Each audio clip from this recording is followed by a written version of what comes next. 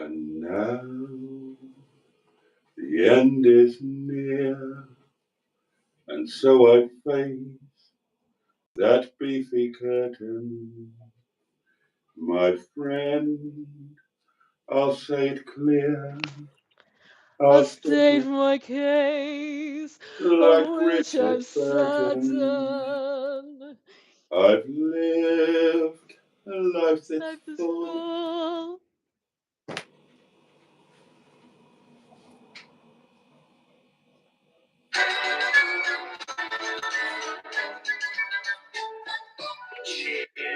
Cheer up, everybody loves a happy. When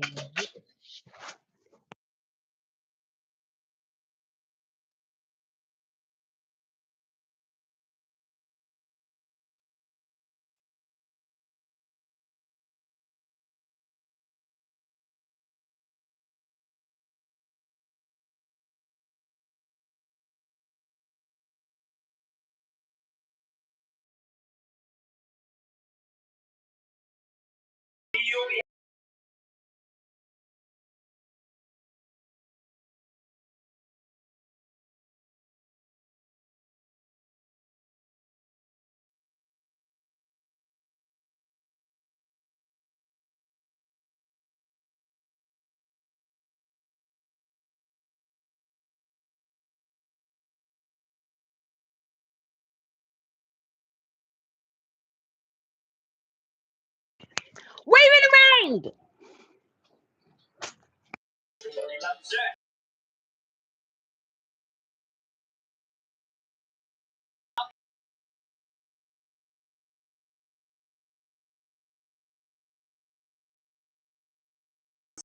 With a chinny chin chin down will get you down.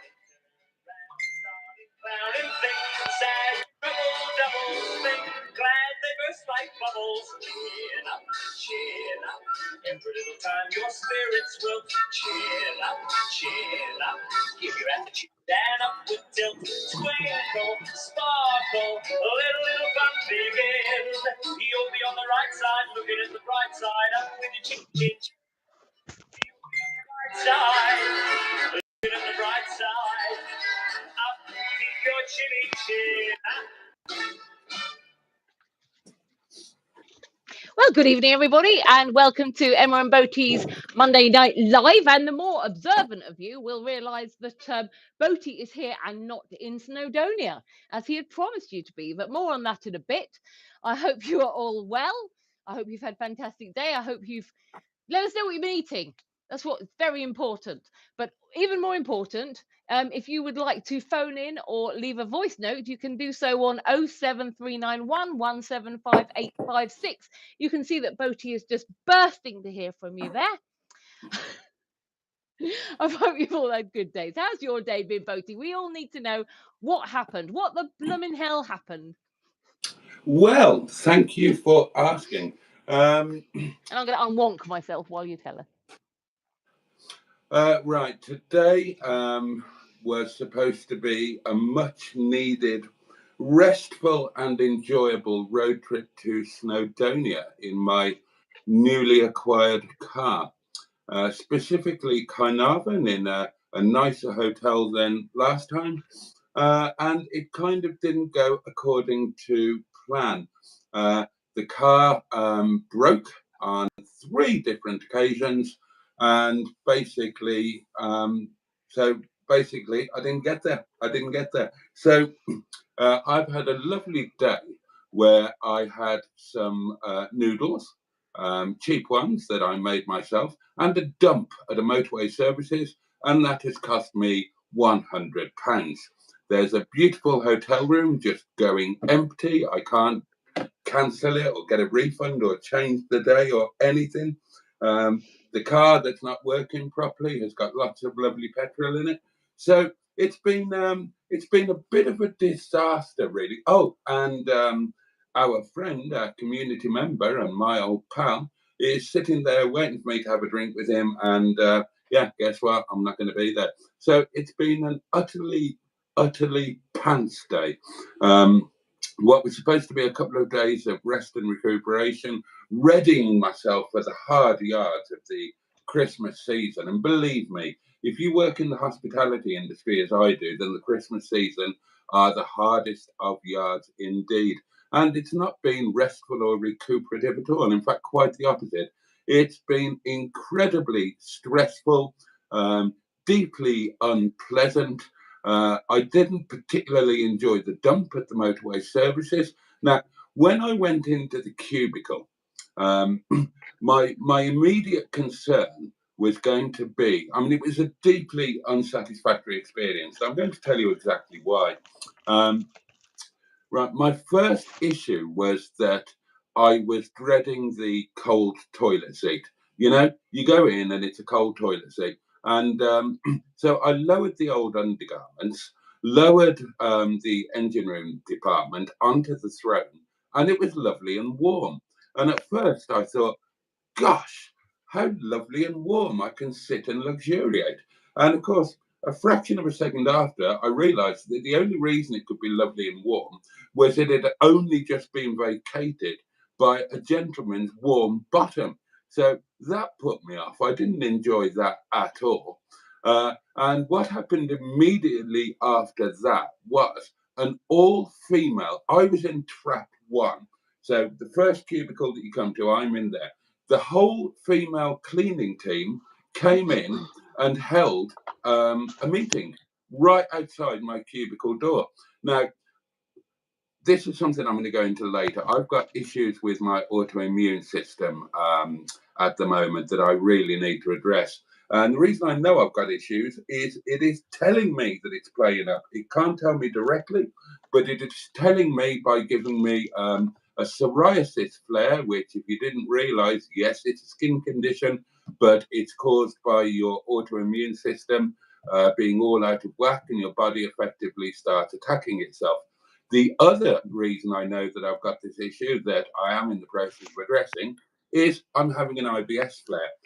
And IBS is caused by the same thing. It's caused by an imbalance in the gut bacteria, which then causes the autoimmune system to turn in on itself, which then makes you, well, it can attach a multi-directional splatter bottom to your engine room department. So I'm in that situation with my psoriasis and my IBS flare, sitting in trap 1 on a lavatory seat that's, you know, far too recently had another gentleman's big fat backside on there.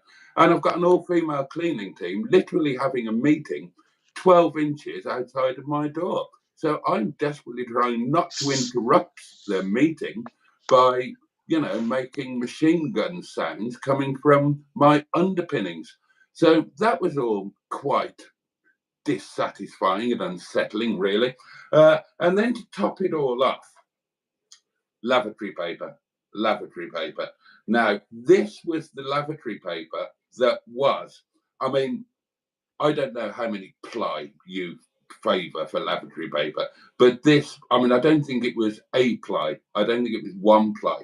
It was like the thinnest of tissue paper that you might imagine wrapping a fake diamond ring or something like that. But it was only about that wide. And because it was such low quality, it folded in over itself in half. So you're working with toilet paper of that width. And so you're having to haul about 17.5 miles of the bloody stuff to make a decent wad. So it's just not been the day that I was hoping for, really, for many different reasons and on many different levels. But thank you. I'm delighted that you asked me, and I've enjoyed having this opportunity to air my awful day and to share it. I've aired it and I've shared it. And if I could think of anything else that rhymed with air or share that I could do to the story of my day, I would do it. But well, as you know, I've got similar experiences to you there. So I can completely sympathise and empathise. And one day I must tell you the experience I had in your restaurant bathroom. Please don't. It was quite traumatic. Yeah, please don't. That's too close to home. I don't want to know what you've been up to in my restaurant bathroom. I just got in a sticky situation. I was sending matron messages and saying, what do I do about this situation? Won't give you any more detail on that, but it's amusing. It was amusing. Did you find that it was too cold? No, but it was summer, wasn't it? Oh, right, yeah. But I didn't find it cold at all. That wasn't something I noticed, the temperature. But it was summer. Anyway, should we dive in and see who's here? Yeah, why not? Why not? Would you like me to do it? I don't mind. Do you want to toss a coin? I'll just do it because you've just had a little bit of a chat. So I'll say hello to a few people while you chill out for a bit. Okay. Okay, well, Peter P is here. Says, good evening, Em and Boaty. Good evening. I like Peter P. So do I. He's got a big car. Has he? He has, yeah. Oh, he's got a Volvo, hasn't he? He told us last night on your live stream that he has a nice big car that two people can lay down in the back of. He's got a Volvo. He's got a Volvo estate. I'm sure he has. And he makes amazing models. He does. He's a Scampy fry van. He's a very talented man. He is very, very talented man. Yeah. And he sent me a wonderful book. And having now finished the book, I didn't realise it's also a podcast. 101 Finished Problems. So I need to start listening to the podcast as well, because the book was most excellent. And thank you, Peter B, for all of your lovely, thoughtful gifts. Oh, hang on, Matron's sending me something. I think, have I got an issue? No, I can't, Matron. It's the microphone. I need a new microphone. It goes in and out. So apologies for any sound issue. But I can't do anything about it. I need a new microphone. Anyway, Polly Galtieri is here, says good evening, Boaty, and his glamorous co-host, Emma. Hello, Richard. Everyone have had a good day, evening. Jimmy Quinn says good evening, everyone. Good evening, Jimmy. Hello, Jimmy. Barry or Casbar here. Hello, all. Can't stay long. We're going out for a meal. These two, I said it on I've got my live going on the side. These two are always on dates, aren't they? They must have the most datey relationship going in the community. Carol C is here. Hello, Boaty and Boggs. Your little ray of sunshine has arrived. Smile, or is that welcome as a trump in an elevator? Oh, at Donald. And says, I've caressed the like button into action. Please, please, please do the same. And then she goes on to say to Peter P, I would like to know what cheese you bought. What animal did it come from? Cow, sheep, goat, or reindeer? And then she says, I now have 2 vlogmas to watch to keep up to date. One Finnish one and one from Northern Ireland. I don't know how you pronounce this. Lank Puddin says, good evening, Boaty and Emma and everyone in chat. Good evening, Lank Puddin, if that's how you pronounce it. Peter P says, Carol C, all are cow-based. As far as I know, goat cheeses can be lovely, though. Simone is here, Cooked on Classics. Good evening, Simone. Hope you're well. Oh, Simone, don't forget to send a box-pounding voice note whenever you're ready. No pressure. Matron says, evening all, get your drinks, snacks, use the loo and wash your hands. Bad Books is here, says good evening. Good evening, Bad Books. And Peter P is crossing his fingers for Coney for Simone's vehicle, I believe. I'm having a bit of a cough, excuse me. It's a live stream cough. Hello, everyone. Using up my emojis as I lose them tomorrow, says Carol C. Oh, is it your last day as a member, Carol C? Oh, I'm sure you'll be gifted another membership soon. Patricia Boole is here. Now, Patricia is my niece. So good evening, Tricia. Hope you're well. Waste not, want not, Jimmy F500 says Carol C. Blackline says, is it too late to nominate Boaty for the Ice Bucket Challenge? I think I would like to see that. There's a pound waiting. A pound? More than that. I have already done the Ice Bucket Challenge, and the evidence is there on Facebook. There we go. But is it too late to nominate you to do it again? I think you only have to do it once, don't you? I've never done it. I shouldn't say that. They'll be wanting me to do it. I did. I mean, this is ages ago. I was married when the Ice Bucket Challenge thing was doing, and my wife nominated me, and my wife and my children absolutely hosed me down with icebergs. It was absolutely horrendous. I wouldn't fancy it, to be honest. Mark Passad is here. Good evening, Boaty, Emma, Matron, and all in chat. Good evening, Mark. And then it looks like the live stream started because Matron says, here we go, guys. Mystic Hair is here. Good evening, Boaty and Emma. Paulie Gaultieri is here. Good evening, all. Damien Eves is here. Evening, everyone. Evening to all of you. Andrew Buttergy. Good evening. Very good evening, Boaty and gang. Lord Stiff Upper Lip. Evening, Boatster. All the gang are here tonight, Boaty. You were glitching, but don't worry, because Matron said that it got sorted out. But people are I saying was you're glitching because everybody was sending me messenger messages and it was cutting Bruce out.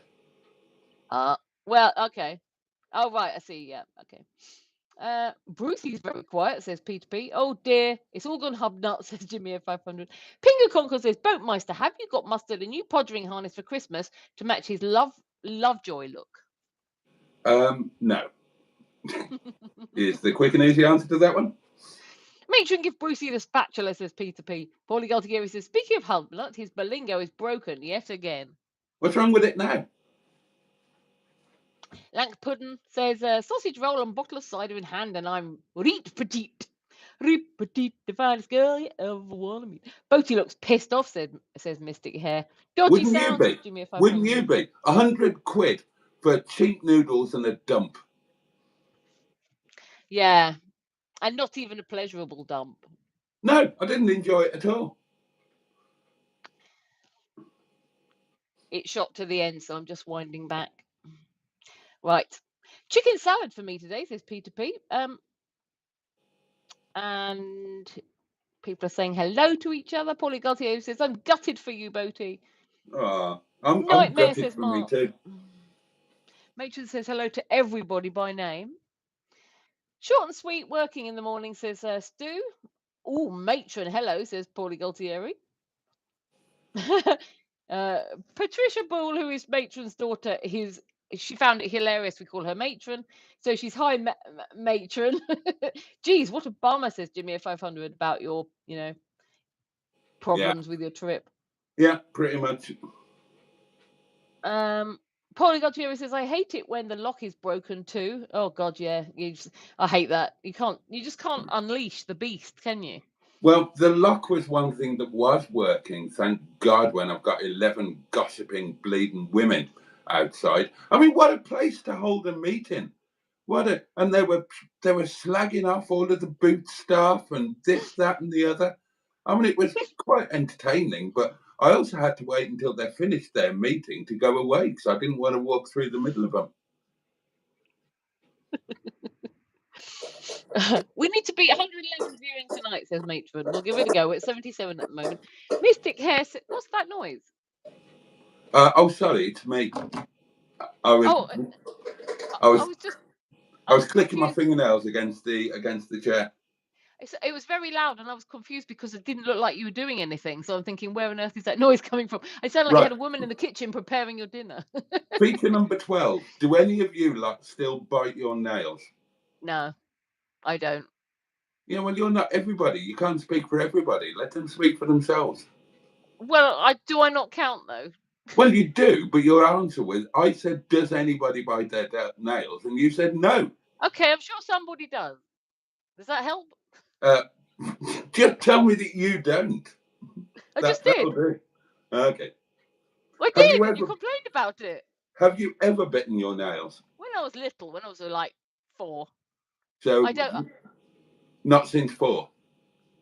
The thought of biting my nails makes my teeth feel, like nails down a blackboard. And also, if you bite them, they go all jaggedy. They'll be all ripped and sore. I prefer to clip. If I have an issue like it starts to break when I'm out somewhere, I'll find something like a brick on a wall to file it down on. Right. Do you? No. But I did when I was a young kid, and I was going to share how I stopped. Would you like to do that now, or are you waiting to see if anyone bites their nails? Oh, I'll tell you what I did, because I've got lovely nails and I've got nice cuticles. I've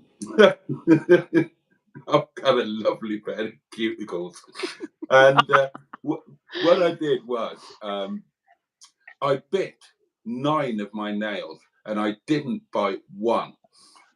And then when it was sort of unbitten and properly clipped, I compared that finger with the rest of my fingers, and I realized how ugly the bitten ones looked. So I just stopped doing it because I didn't want to have ugly fingers.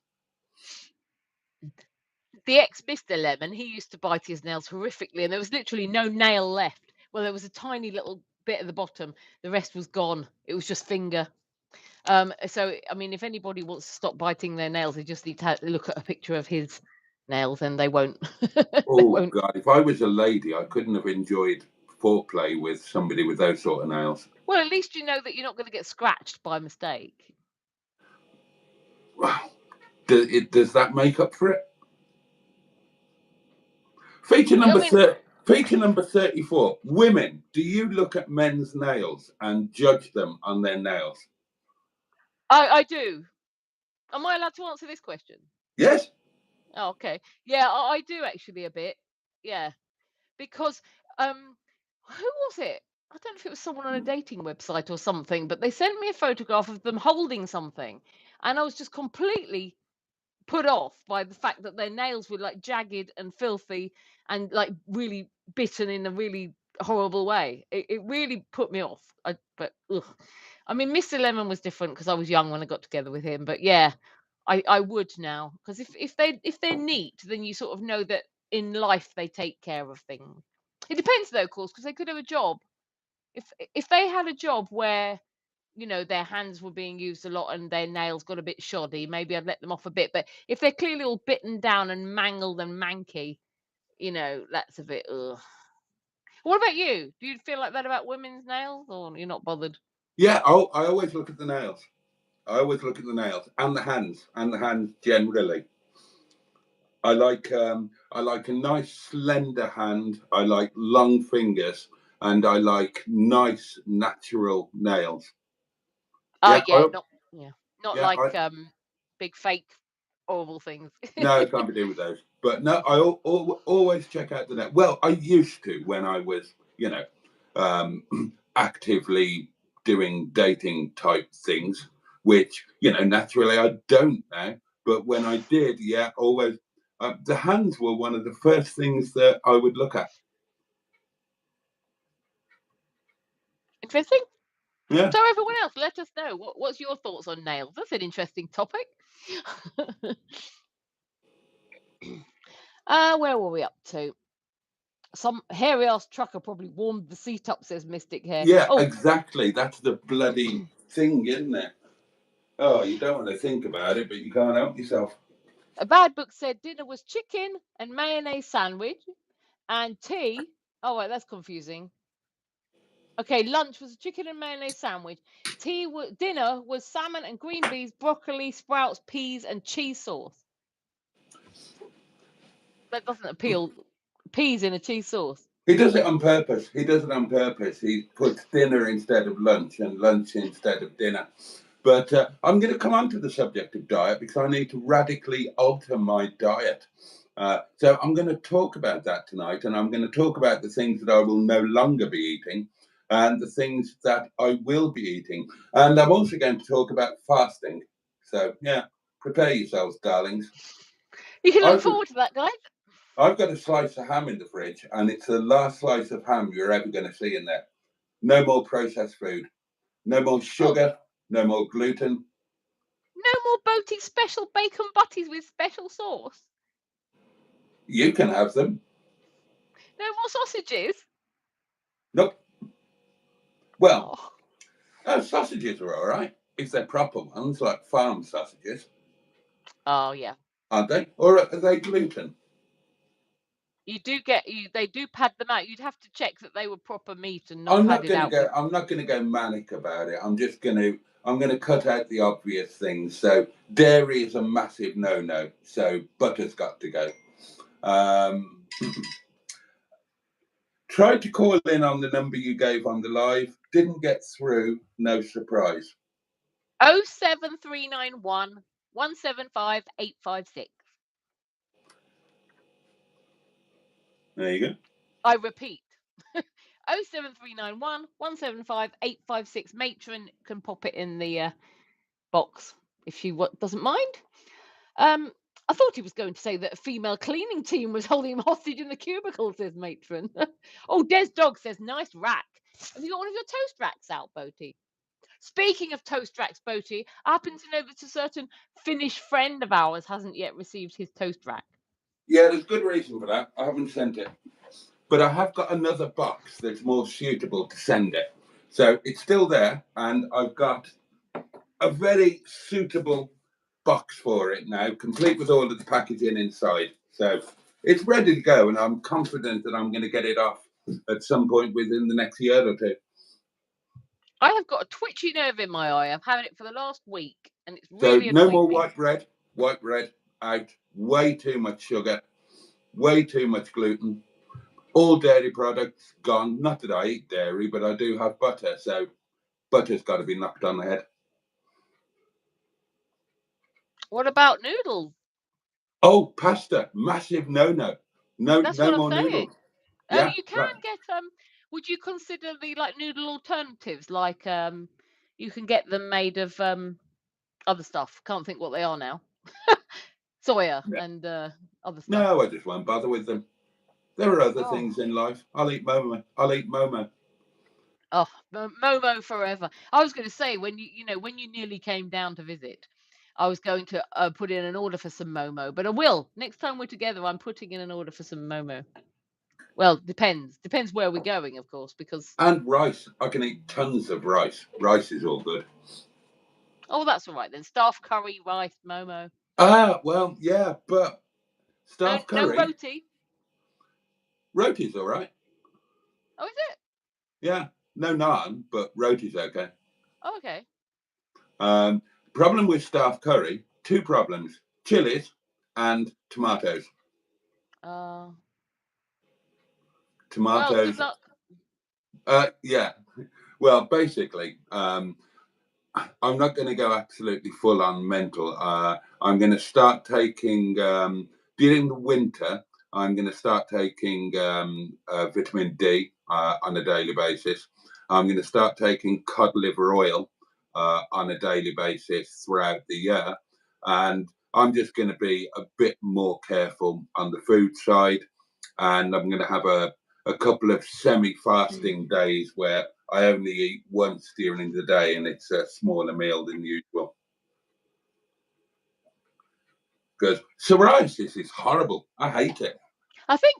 Well, I don't want to give away any family secrets. I think there's someone in my family who has psoriasis. I need to be careful that I never give away family stuff on live stream. Well, I'll just say somebody that you know. That's a good idea. Mike D is here, says hello lovelies. Good evening, Mike. Hope you're well. Peter P also said toast rack. He had the same thought as me. Me and Peter, we think the same. Bad Book says you are lucky you didn't get charged for the preheated bog seat. Yeah. I'd Well, have paid for it to be cool and fresh, I can tell you that. You could have popped a message in the Facebook group and said if anyone happens to be in Snowdonia, they can use your room, could you not? Or you're not allowed to do that sort of thing? I did mention it to a couple of people. My friend was staying in the Travelodge, and I said, look, if you fancy upgrading to the Premier Inn, just you grab it. It's there. I'm gutted. I'm gutted because, I'm gutted because I was really looking forward to it, full stop. I'm gutted because I was meeting up with my mate I haven't seen for a while, and we were going to have a really nice evening. I'm gutted because I needed the little break and the rest and recuperation.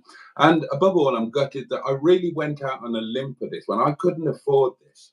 But I thought, sod it. It's going to be the last chance before Christmas and New Year and all of that. So I really went out on a limb, genuinely couldn't afford it. And I got bloody cheap noodles and a crap in a motorway services. Gutted, I tell you. Yeah. Hey, what can you do? I would be too. I'm feeling a bit lightheaded. If I pass out, just call an ambulance. Okay. Mike D says, good to be here. Piggy Concord says, Boaty's poo brings all the girls to the loo. I like that. Smash both, says a US government national alert. Smash both what? Probably talking about me. Oh, right. Maybe, unless he wants to smash both of us. Oh, does smash mean podger? He might, yeah, I think so, yeah. So maybe he swings both ways and he wants to smash us both, or she. It could be a lady. I don't know why I'm, assuming the gender of the US government. Well, yeah, quite so. Mystic Hair says all clinched up on the pan. Polygaltieri says I had my gallbladder removed, so it's pretty much battery acid half the time. I'm interested in that. I've had gallstones, not recently, thankfully, but they said if they kept on flaring up, I would have to have my gallbladder removed. So, what do you mean? It's pretty much battery acid. Do you mean that it's like burning the stuff that you produce? I'm interested in this. I'm glad that you turned this live stream, about feces, Boaty, because this is right up my street. Yeah, well, yeah, literally. You could have pre-warned me. I would have made an agenda. Yeah, that's why I didn't. Good evening, says Jimmy F500.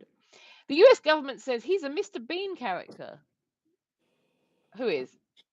Oh, God knows. They're American. They're probably a bit confused. Yo, Miggs says, I'm only here for 2 big reasons.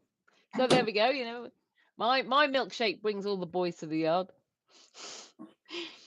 Top rack 100, says Des Dog. Gotta be 2-ply at least, says Stu. Yes, I agree with that. Was the loo paper shiny? Asked Mystic Hair. No, I can confirm it wasn't. There wasn't enough substance to actually have a shine. It was very insubstantial and flimsy, and quite frankly, unsatisfactory. Certainly wasn't 100 quid's worth. Oh, God, when you're paying £100, then you want a nice lavatorial experience, and it wasn't. It wasn't. And when I got in and sat down, there were about 8 open doors, and somebody came in and sat in the one next to me. What kind of pervert would do that? It's like, I mean, they are a pervert. You know it's a pervert because it's man rule. You don't stand or sit next to another man in the box. You go to the one. It's a rule. It's a rule. You go to the one furthest away, unless you're a total pervert. I hate it when we're not like you women that like to sit and chat and gossip and. Well, I don't do that. Too busy focusing on other stuff. But like, I don't like it when you're doing the business in the public toilet and there's lots of other people in other cubicles and they all go silent. It's like, why are they doing it so silently? Because you just can't relax and unclench because they're all listening. Yeah, well, that's why they're doing it silently. They know they're all listening as well. I think that everybody who goes to use a public toilet should make as much noise as possible so everybody can relax and unleash the beast without stress. Wasn't Top Rack a cartoon, says Matron. Damien Eve says better than the toilet paper at school. It was like grease-proof paper. Yeah, tracing paper. Dirty fingernails, no doubt, says Mystic Hair. Blackline says, I used to watch 10 o'clock news with Trevor McDonald. Now I spend 10 p.m. listening to Boaty describing his bowel movements. Progress. I'm liking the fact that you're just talking about your bowel movements. It makes me feel like I'm in good company. Well, a decent wad, says Stu. It's not normally an issue for me. But yeah, my body is throwing a couple of things at me to make it aware that part of it is not happy. So it's my job to make my body happy. No need to spam the same rubbish. Oh, as Matron's timed somebody out. Good girl, Matron, doing her job. Blackline says, you don't get this on Hubnut. Simone says she has sent you a voice note, Boaty. Oh, excellent. You don't get this shit on Hubnut, says Peter B. Matron's reminding you of the number 07391 175856. His arsehole can't be that big. What a shite story, says Jimmy Quinn. Andrew Buttigieg saying hi to Simone and Georgia. Paulie Gaultieri says Peter only ship French and Korean cars. Sorry. Mystic Hair says still it could be worse. The trapdoor may have not had a lock on it yet. Well, you check that before you settle in, don't you? I mean, that's number one requirement. 2 things you do before you go pants or panties down. You check the lock and you check the toilet stationery situation. Absolutely, yes. I'm totally in agreement with you there. Stu says Emma dared me to call in. Now I don't know if that means he has called. No, he hasn't called, has he? But call in if you want, Stu. You're welcome. Yeah, my sound is low, Jimmy F500. It's my microphone. I need a new microphone. So apologies. I can't do anything. Boaty, you can hear me by the sound of things. So hopefully it's not too bad. You're better Mike than you D- were last week for me, but then I'm hearing you differently than they are, aren't I? Mike D says, happy Monday. Oh, go on, Stu, says Peter P. Joe says, hi, I'm watching from Manchester in the UK. Hello, Joe. I believe there's quite a few other people from Manchester here. Peter P is a legend, says Andrew. You think I'm in a way sober, Peter P? Says Stu. Do what matron tells you, Stu, says Jimmy 500. Sorry, I've got burps. That's a symptom of my IBS, is burping. I've got burps, they're multiplying, and I'm losing control. There's the burps that you're supplying. It's electrifying. Anyway. Oh, fuck.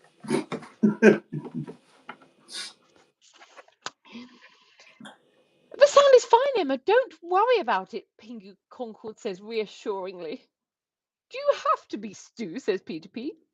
Trisha Oldham is here. Hello, Emma and Boaty and all in chat. Good evening, Trisha. Hope you're well. Stu is particularly perfect, says Stu. Tasmin Moore is here. So Boaty and Emma are a couple? A couple of what? Exactly. I want to know. And they are not Tasmin Moore. And welcome, says Matron. Sadly, I must disappear. Ta-ta for now, says Mike D. Goodbye. Bye. Mark Passad's done a lovely thing, Boaty. Oh, right. That hasn't popped up on my doings. I just could see it on the phone in front of me. Mark asks, thank you very much, Mark, by the way. Emma, how can we help with a new mic? I don't know. I don't know if that's possible. Move your ear closer to the loudspeaker. No, I need to get one really. This is only this didn't last very long at all, really, did it? But I don't really want to, spend out on an expensive earpiece. I think you might have been asking, how can people help you financially? Well, I don't like to assume these things. I mean, if anybody wanted to help out financially, I have PayPal, which is underneath all my videos, or Matron could pop the link in the chat box if she would like to. And that would be lovely. Thank you very much if anybody wanted to. But I'm kind of uncomfortable with. It's almost like I'm saying, buy me one, and I don't expect that at all, if you know what I mean. But yeah, I have PayPal is the answer, I guess, to that. Thank you very much for the question mark. The question mark. Sorry, I thought that was funny.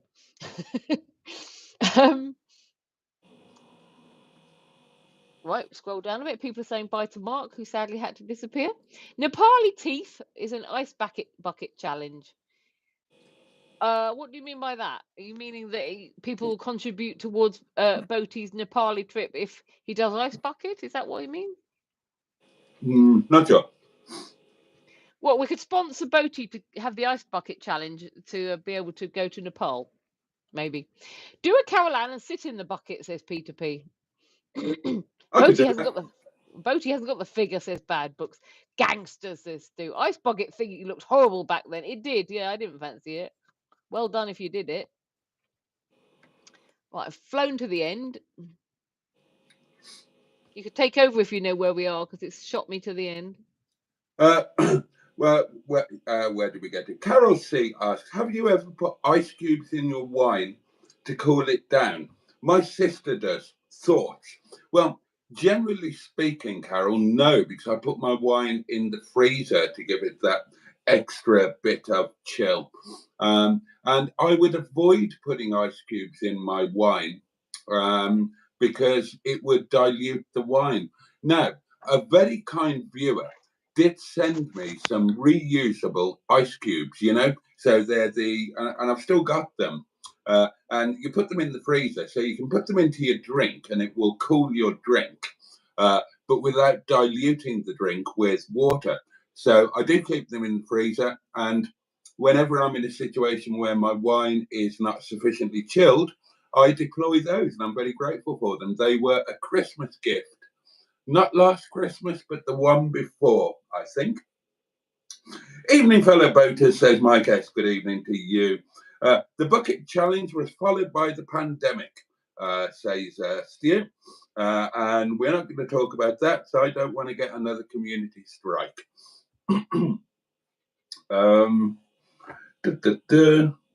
Oh, a mystery caller. Who could this be, I wonder?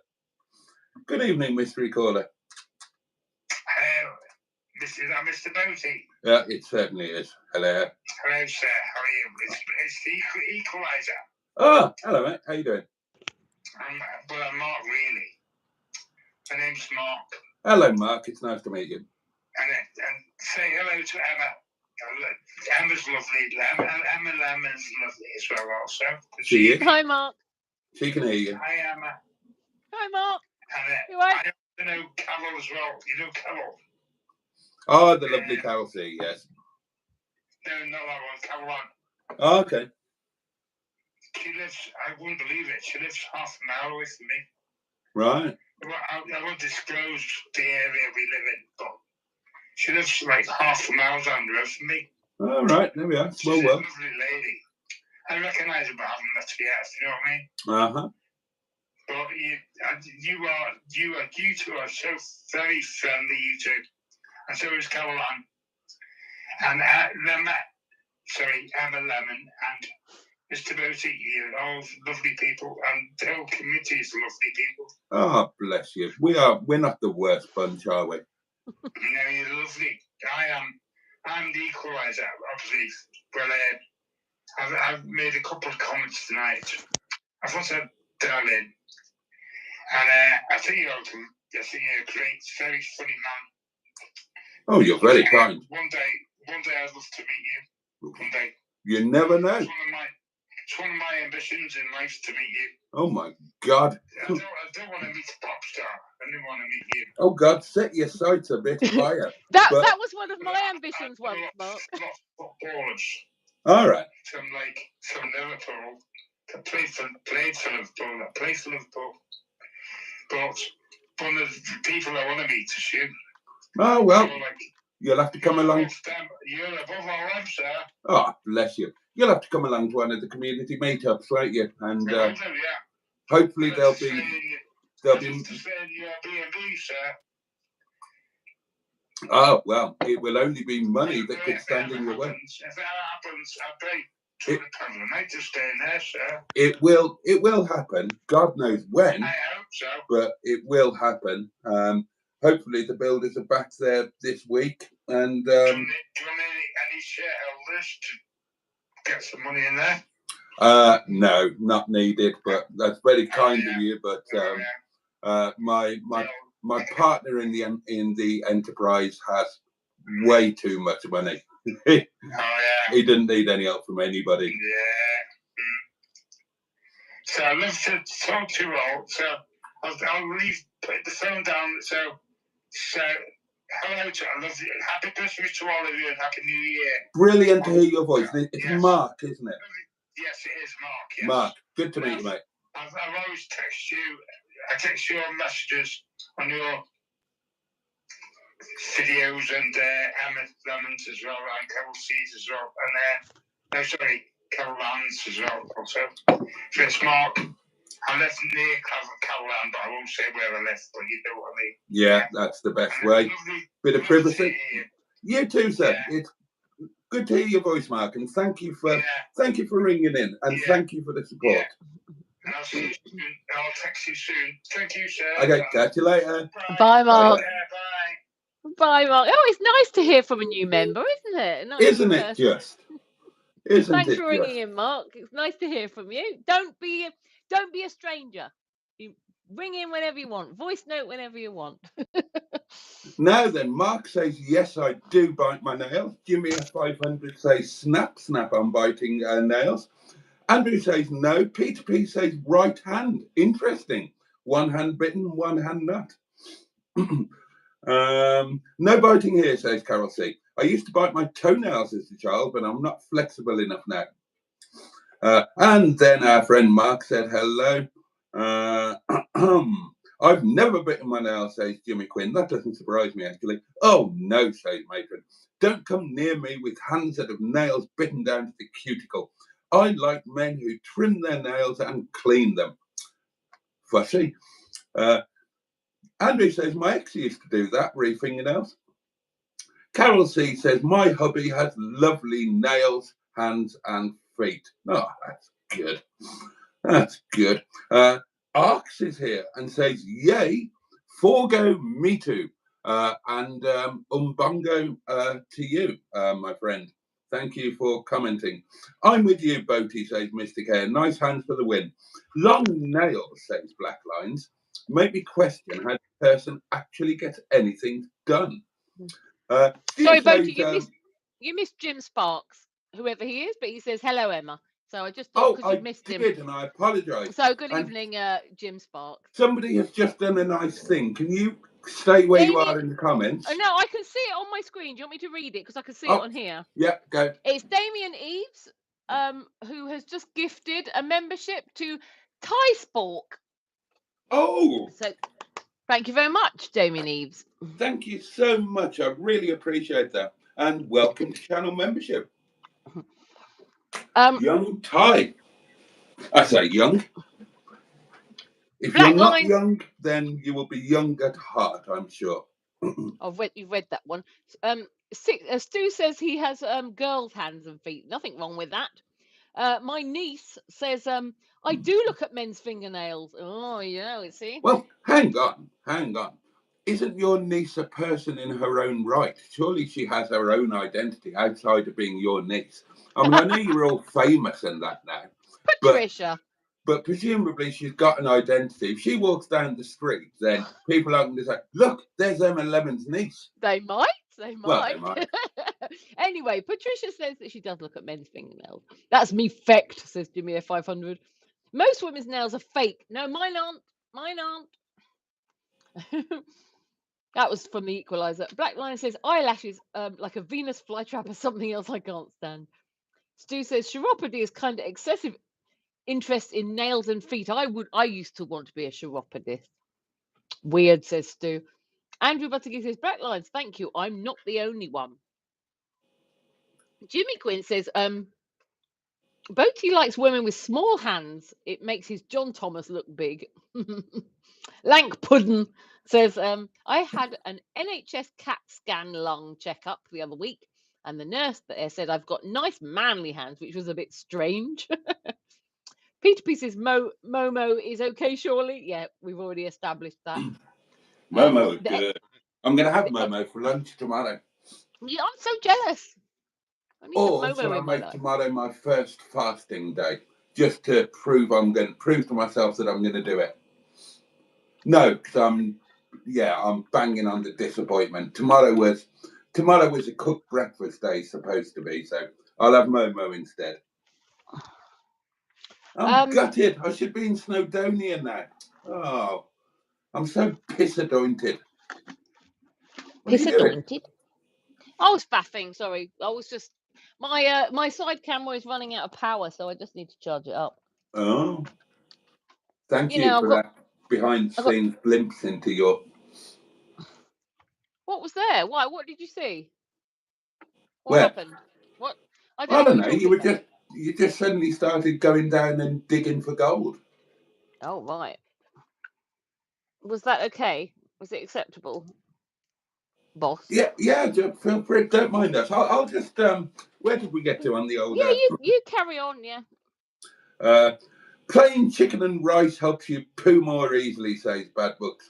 Paulie Galtieri says Boaty. Farm shop bacon and sausages and fresh locally baked bread like we used to have before everything turned to what's it? It is better food, isn't it? My lunch, says Carol C, was in a National Trust cave. Soup with cheese scone. Dinner, leftover chicken curry and dal from Saturday. Oh, and a cheeky glass of wine with your meal. Why not? Black Lion says, I've been eating that plant menu meat substitution stuff for 18 months now. My stomach feels amazing compared to how it used to. Pea protein, I think it is. I like it, and I don't really miss meat at all. Polly Richard says pure butter is fine as long as it's grass fed. Most things are fine if they are organic. It's stuff that's overly processed or grown with weird this, that, and the other. Oh, and Black Lion says I never get bloated and no heartburn either. Wait, says Matron, isn't Momo wheat flour gluten? Don't think so. Come on, Boaty, says Stu. 82? You've done well so far with that faddy diet. Oh, geez, not much food stuff left then, Boaty says, give me a 500. I preferred a nice rack myself, says Yank Tanks. Boaty is actually 182 years old, says Stu. More shallots on the plate. Oh, yeah. Boaty just needs an oil and filter change for the transmission flush. I thought roti is wheat flour. Well, it's chapati flour, isn't it? My husband won't eat white food. No white rice, white bread, white potatoes, no mud and wheat. White rice is fine. White rice is gluten-free. Only eat twice a day, says Jimmy at 500. I do only eat twice a day, 12 hours apart. Ideally, I try and eat at 2 and 2. Macon says, yes, psoriasis runs on our dad's side of the family. I did a liver flush and I got stones in my poo, says Stu. Richard had gallstones and gallbladder removed. Murderous pain, he says. Hi from Hertfordshire, says Ian Holmes. Hello to you. I drink a lot of water to hopefully help with that. Drinking water is very good. I'm missing something here, darling, says the Equalizer. Mark, why are you home tonight, Mr. Boaty, mate? Car breakdown, couldn't get there, had to come home, sadly. Oh, and Matron's just telling you the same thing. Wits Wonder says howdy. Why was music so good between 84 and 86? Asks Ian Holmes. There were some bangers out in those years. Olive oil. Olive oil is really good for you. I need more of that. Matron says, I watched the 1985 Christmas Top of the Pops today and I sang all of the songs. Oh, right, okay. Oh, dear, that sounds most uncomfortable. Shiloh Perry is with us and says, hello, guys. Hello to you. I thought you sit to wee, Boaty, says, give me a 500. I do when the facility... Well, I do at home. When I'm out and about, then no, because, you know, your own lavatory is a pleasure not to be ignored. You've got your library right next door to it, so you can sit, have a read, all very nice. A public lavatory, cubicle, toilet thing is just, you know, a litany of potential hazards and it's best avoided. So if I'm out and about, then I will stand. Where are you from, Shiloh Perry? Well, I am originally Welsh from South Wales. I now live in the beautiful Peak District National Park. My friend Emma Lemon of the YouTube channel Emma Lemon is originally from London and now lives in Norfolk, where they still pointed aeroplanes and marry their siblings. Do time slips happen, R.C. and Holmes? I don't know what they are. You know even more about me, says Stu. Is it cold there, asked Shiloh Perry? Yes, it is bloody nippy. I flush before I need to hide the noise that's going on in my cubicle, says Carol C. Has Mustard got an OBD scanner to plug into Boaty to check the fault codes? I don't know if I've got an OBD port. Freeze your wine, instructs Matron. Emma, are you in a place where you can continue with comments? Yep, indeed. Simone Nyman says, I thought Boaty was going on a road trip. So did he, unfortunately. Car trouble, says Paulie Galtieri. Yep, indeed. Yeah, he broke down. Electrifying, says 69. Stu. Matron says his car broke down 3 times, so he had to limp it home. Yvette shat herself, says Peter P. Simone Nyman says, okay, thanks for the update, guys. Hello, all. Speaking of bowels, I'm fasting all day and they stink, says Jimmy 500. Thank you very much for sharing that with us. Stu says, nice one. Mark Boaty gets £2. Well, I think YouTube takes a slight cut, but yeah. Yeah, 70%. For those who don't know. I'm sure you don't have that IBS. I accidentally diagnosed you with Jimmy F500. Sniff that one out again, Matron, says Peter P. And Matron has put my PayPal link out if anybody wants to donate for a new microphone. That's very kind of you, Mark Passad, to ask that. Oh, I hate the way that it's goes mad, this blooming computer. Hang on, we'll get back there. Here we go.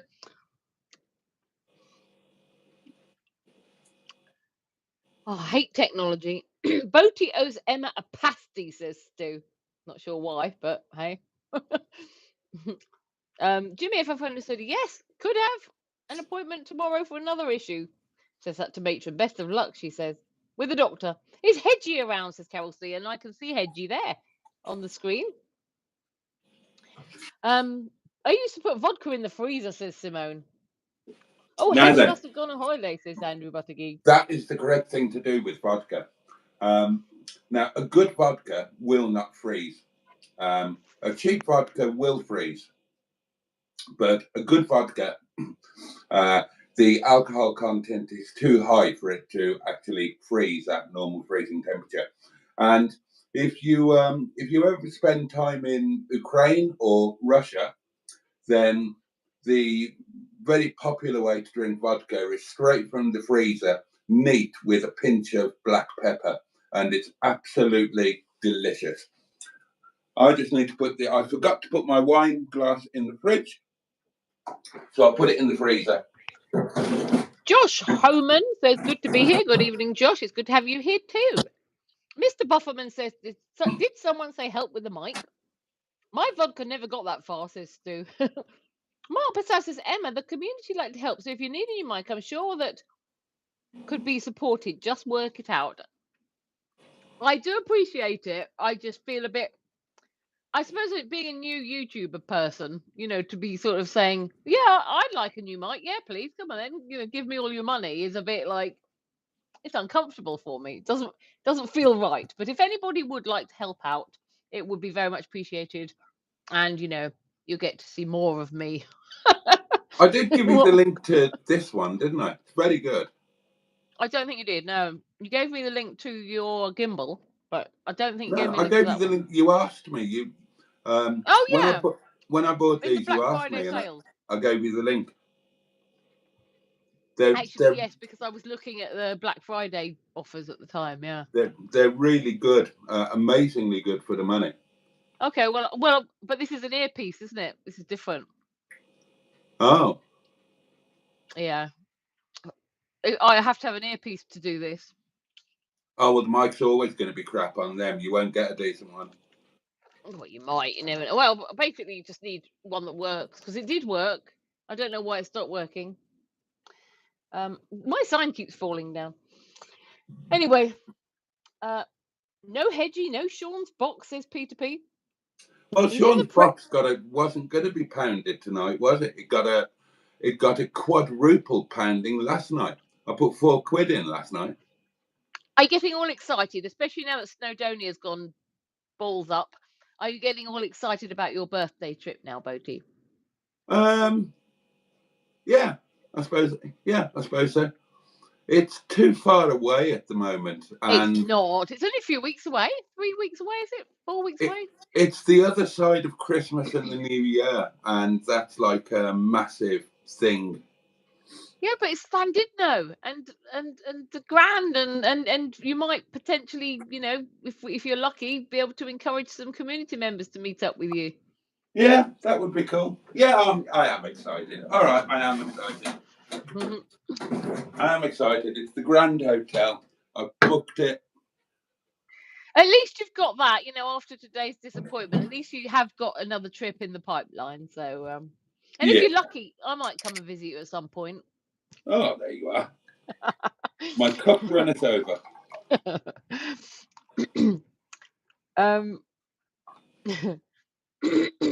Hi, Bufferman. Yes, Emily's a mic. Oh, right. Matron's put my PayPal link out again.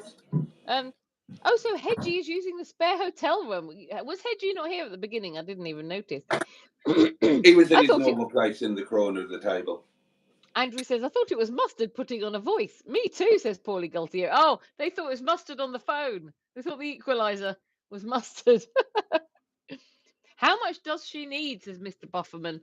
My microphone, my earpiece, I think it cost about £35, between 30 and 40. I can't remember off the top of my head.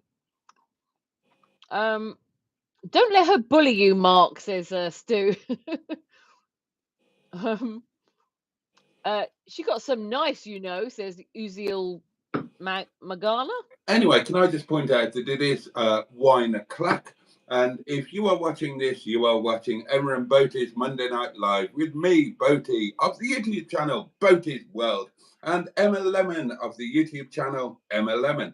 And I'm just about to get welded into the wine, so cheers, your very good health, bottoms up yours, and get stuffed. Thank you. Get stuffed, yeah, get stuffed.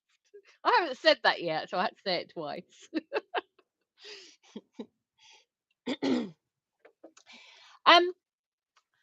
Put your hair behind your shoulder, says Uziel Magana. Can you please put your hair behind your shoulder, Boaty? I'll do it too. Matron says, another Mark. It's a Mark orgy. Hand the nibbles round, please. What's for Boaty's dinner tonight, says Carol C. Well, the staff curry that I was supposed to be having in the bloody hotel room. Oh. Nice one, the equaliser. Me next at the Crimbo gig, says Stu. Oh, right, Stu, are you going to phone in when we have our a Christmas live stream next week? Flip your hair. There we go. Oh, I aim to please. I should have asked for a donation before I flipped my hair, shouldn't I? Shaken, not stirred, says Stu. And then Damien Eves did that nice gifting of the membership, which went to TY Spork or Ty. Thank you very much indeed. Thank you very much. Stu says everyone at least tried biting their own toenails. No, I didn't. Ugh. Madonna and the Queen did, apparently. Is the wine chilling, says Karen C. Well, it's not now. It's on the table now. Rubbing the cat's belly, says Stu. Scrolling down a bit. I'm trying to be careful so it doesn't all go crazy. Well said, Boaty. Let's up the organic, says Simone Nyman. Momo is Heinz ravioli, says Stu. Remember the TV sitcom Curry and Chips? I don't remember that. That was Paulie Galtieri said that. Hello again, just arrived at Oscar's restaurant and waiting to be seated, says Casbar, who are so dedicated to Boaty's World live stream that when they go on a date, they're still checking in from the restaurant, which is rather lovely. It is, isn't it? What are you fancying tonight on the menu, says Paulie Galtieri. That guy, says Stu. What, you fancy that guy, do you? DL says a jolly good evening to you both. Good evening, DL. It's lovely to have you back here. Casbar said, I'm going to have Christmas meal and Karen is having pasta. Oh. Sounds good, Barry, says Paulie Galtieri. I was going to ask, why are you at home when you're supposed to be in Wales? Officer Crabtree pissed by... Oh, God, yeah. I wasn't in Officer Crabtree. I was in Yvette Carte Blanche. It's Yvette who let me down, not Officer Crabtree. Oh, Wendy. Yeah. Oh, God, my eye is twitching again. If you could choose Mr. Boaty Mate on Christmas Day, would you have a roast beef joint or sirloin steaks for a change from turkey? Says Roast beef, and I normally do have roast beef. Haven't had turkey for oh God, as long as I can remember. Even when I was married, we tended not to have turkey. It might be Christmas tradition, but then I'm not a Christian. And I don't particularly like turkey. It's very difficult to cook turkey and make it fully palatable. I would much rather have a lovely joint of beef.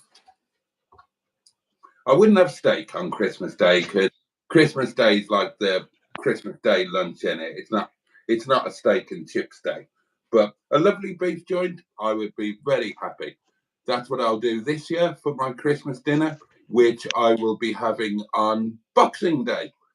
Can't do it on Christmas Day because I'm at work. So I imagine that my Christmas lunch will be some form of staff curry. It certainly was last year. Oh God, it's a shitting forecast, says Barry. Emma, can you show your nuts? There we go. Peter, I hope that that worked out for you. Barry says, we're about to eat Jason. Oh, sorry. We're about to eat Jason. Sorry about that. Andrew Buttigieg says, Officer Crabtree should be demoted back to constable. No, it wasn't Officer Crabtree, was it? No, That's Officer what Crabtree's happens when you done have nothing wrong. That's what happens when you have a French car. Bloody foreigners, says Barry. It was a British car, a British Rover that let me down. 70%, says Stu, regarding YouTube robbing bastards. It's not all YouTube, to explain. Anything that you get on YouTube, so super chats, channel memberships, super thanks, anything of that nature, the content creator ends up with 30% of it around between a month and 2 months after it's given. Now that breaks down to YouTube take 30%, and then depending on which device you are filming on, then either Android or Apple take another 30%. Then there are some admin charges, and then you pay federal tax in the USA. Then you pay tax in Ireland, and finally you pay tax in the UK. So you end up with approximately 30%, and as I say, it that will dribble down to you. Well, so for example, the £2 that Mark kindly gave, then I'll get 30% of that, so I'll get 60p, and I will get that on the 23rd of January. So there you go. There's a little insight for you. That's how all of that works. Simona's got a hedgehog of truth question for you, Boaty. Oh, okay. Right, toilet seat fluffy cushions in winter so you don't get a cold bum cheeks when you sit down. Yes or no? For me, no. That's a bit too feminine. But if you're a lady or a couple, why not? I imagine they're probably not hygienic. No, very unhygienic. But then women, I know women are strange creatures in many ways. I had a girlfriend who refused to allow toothbrushes to be out in the bathroom because there was a toilet in the bathroom, and she said that fecal matter will end up on your toothbrush, right? Which is fair enough, but and she used to obsess over that. She was really obsessive about it, but she would also spend 5 or 10 minutes at a time licking my bumhole. So I don't see how those two kind of work together.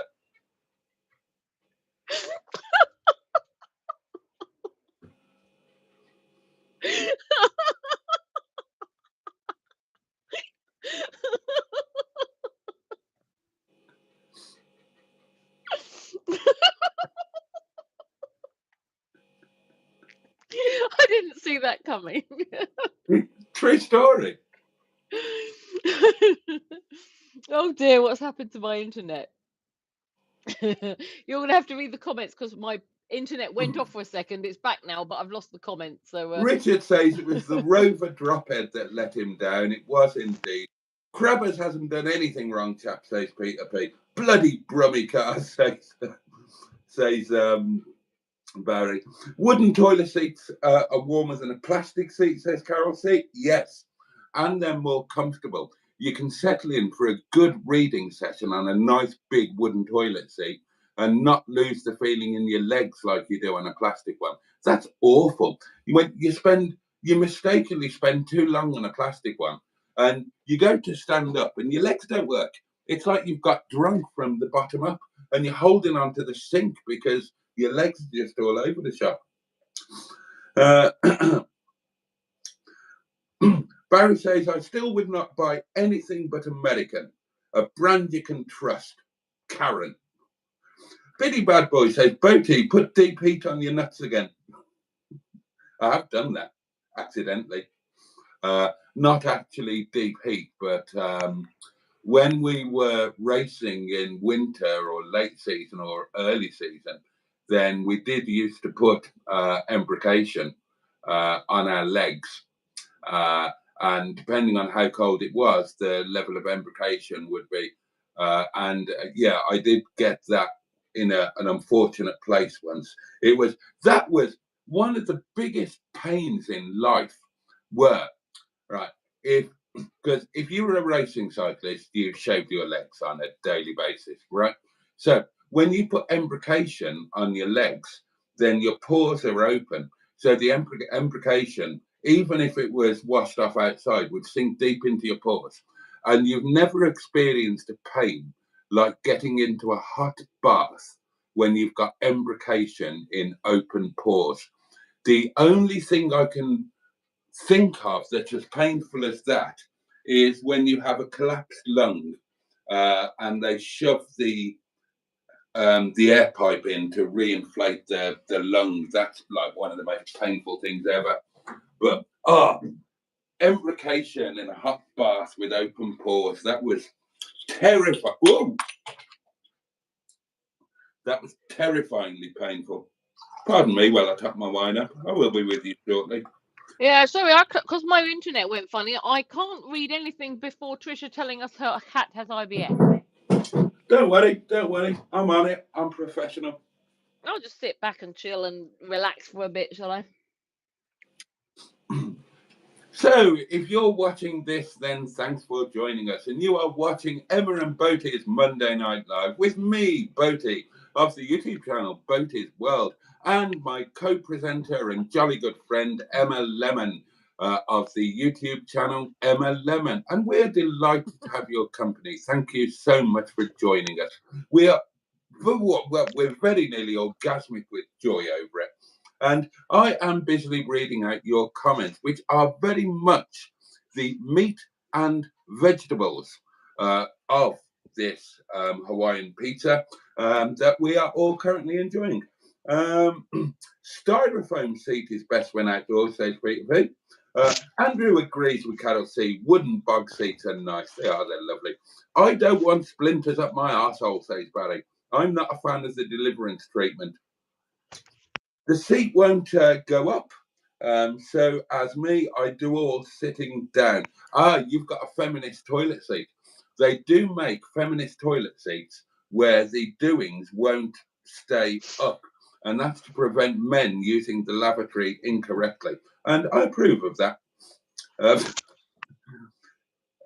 Always in trouble, says, too bad it's just the sign falling down. Good evening. Oh, I see what you did there. You would like Emma's top to fall down so that you could have a good old glimpse of her not inconsiderable booby breasticle type chaps. And you will have to follow her OnlyFans channel. And I believe it's $7.99 for a glimpse of those with some Christmas glitter on them, and the nipple area is drizzled in a really nice gravy. It's instant gravy, but it's a good one. It is Bisto. Emma, did you use chicken or beef? Beef, of course. Oh, well done. Excellent. You can't beat a beefy nipple. Barry says that's even more gross. I think he's talking about my my toilet, what's it called, toothbrush story. Are we meeting up in the Grand Hotel Llandudno? Well, I'm meeting up with me in the Grand Hotel Llandudno. Carol says Saturday's the shortest day, then the danger longer. And the days are longer as well, Carol. Yes, indeed. Is it Saturday? The 21st is the most important day of winter for me. Bugger Christmas. Well, no, not bugger Christmas. We earn a lot of, the business earns a lot of money on Christmas Day. It's our most profitable day of the year. So I'm delighted that people enjoy Christmas and come to the restaurant and spend a lot of money on food and drink. But personally, I couldn't give a flying hoot about Christmas, whereas I do massively welcome and celebrate the winter solstice, by far the most important day of the winter, because once you hit the wine burp, I apologise. This, darlings, is a live broadcast. I am drinking wine. A wine burp is an always present potential possibility. I'm not proud, but neither am I ashamed. These things happen, and we just have to deal with it and move on together, hand in hand, as if we were crossing a busy road and one of us was a little bit nervous. Where was I? Oh yeah, so yeah, after the solstice, things start moving in the right direction. It means that you're over the hump of winter, really. You know, things are moving to where they are going to be better, rather than the worst is still yet to come. So Saturday will be a massive day for me. It will also be a massive day for me because I am a boxing fan, a huge boxing fan. And Saturday, the 21st of December, is one of the most exciting heavyweight rematches of all time, when once again Alexander Usyk takes on Tyson Fury. And I can't wait. I am super, super excited about that. I think it could be a really, really good fight. Who's my money on? Usyk. I'm going to play some voice notes because they've been hanging about for a while. So we should really get on with them. Now, who was first? We'll do them in order. Here we are. Right.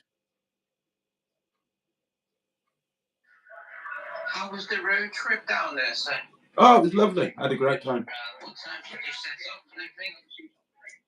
Set off at 11:30. Anyway, how was your hotel? Oh, it's fabulous. Just like home. Looking forward to what you and Emma tonight, sir. And also, all right, matron. All right, matron. Also, Mrs. Titties. And also the captain, if he's in the chat and if he's feeling down, please sit back and relax. And welcome to any new people that's on tonight. Anyway, thank you very much. I sent you a picture of a TV on Facebook last night, sir. It says free to good home.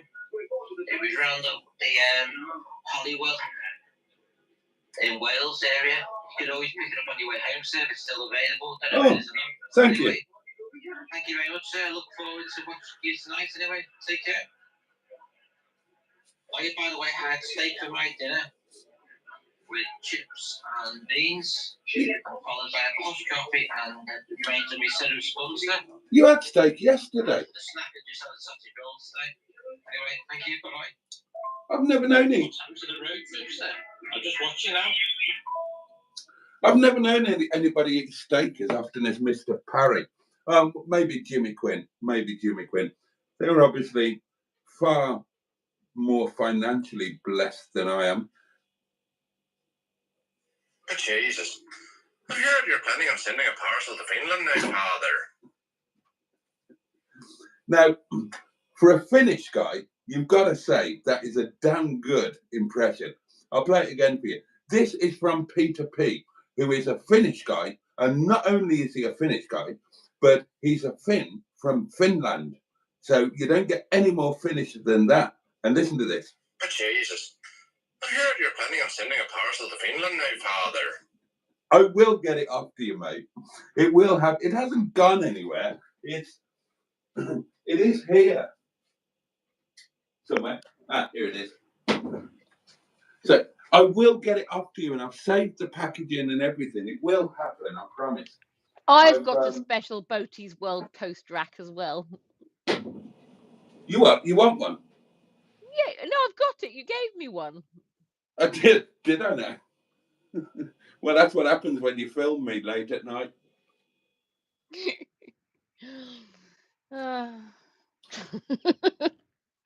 And I think we've got, oh yes, we have got some more. Excellent.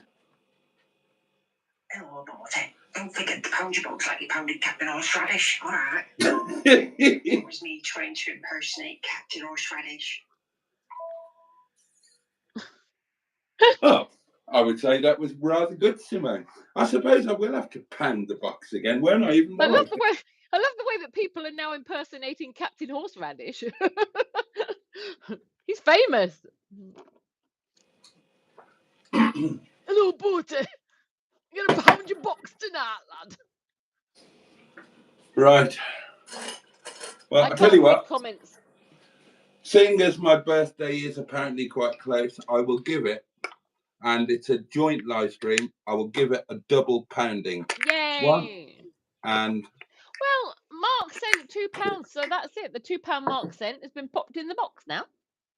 Yeah, but remember, I only actually get 60p of that. I know, but you know, he still sent 2, so 2 should go in the box. No, it's not 60p, is it? 30p. Hang on, 10%. No, it is 60p. If you tell people you don't get much money from it, they won't do it again. Yeah, but that's the thing. That's the thing, and this is why the powers that be are very clever, and that's why the thing is that obviously, if anybody supports anybody's channel, then it's a massive, massive help, especially when you're a tiny channel like me. It makes a genuine difference, and you're not. And that's why you kind of don't. You tend not to tell people. You tend not to say it for that exact reason. They'll stop doing it.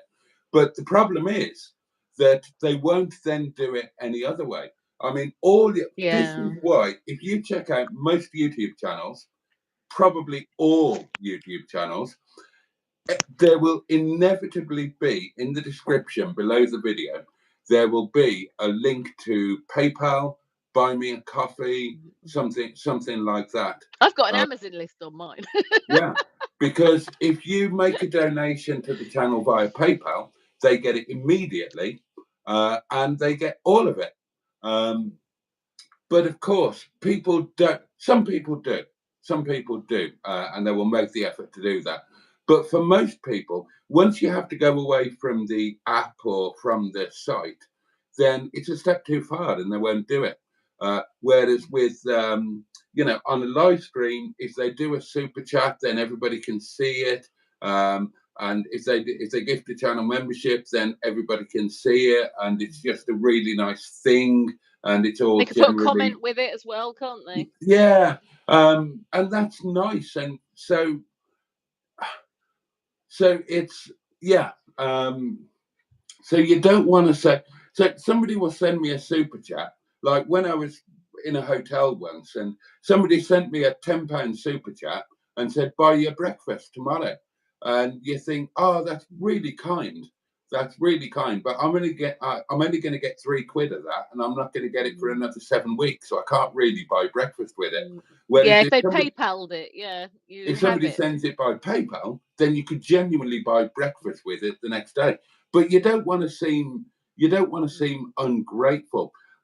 The only thing, so like most YouTubers, I don't mention it. I don't say don't send a super chat, don't send a thing, because I know that 9 out of 10 wouldn't do it any other way. So you just lose out on that bit of support, which does make all the difference. And to be fair, I love it when my favorite are channel memberships, because that's a double thing. It's supporting me and the channel, but it's also giving somebody else the channel membership who otherwise wouldn't have one. Like Carol C, for example. Carol C loves being a channel member. She uses all of the channel member perks. She got a gifted channel membership. She's loved it. Tomorrow it runs out, and she's not, for her own reason, she's not going to renew it, paying for it herself. So thanks to somebody else's generosity, she's had that month of pleasure from being a channel member, and she's got really full value from it. So I think that's a lovely thing. And the other thing is, I don't begrudge PayPal, Apple, and the 3 governments involved. I don't begrudge them their cut. I don't begrudge YouTube, because at the end of the day, YouTube provide this platform to me and every other content creator free of charge.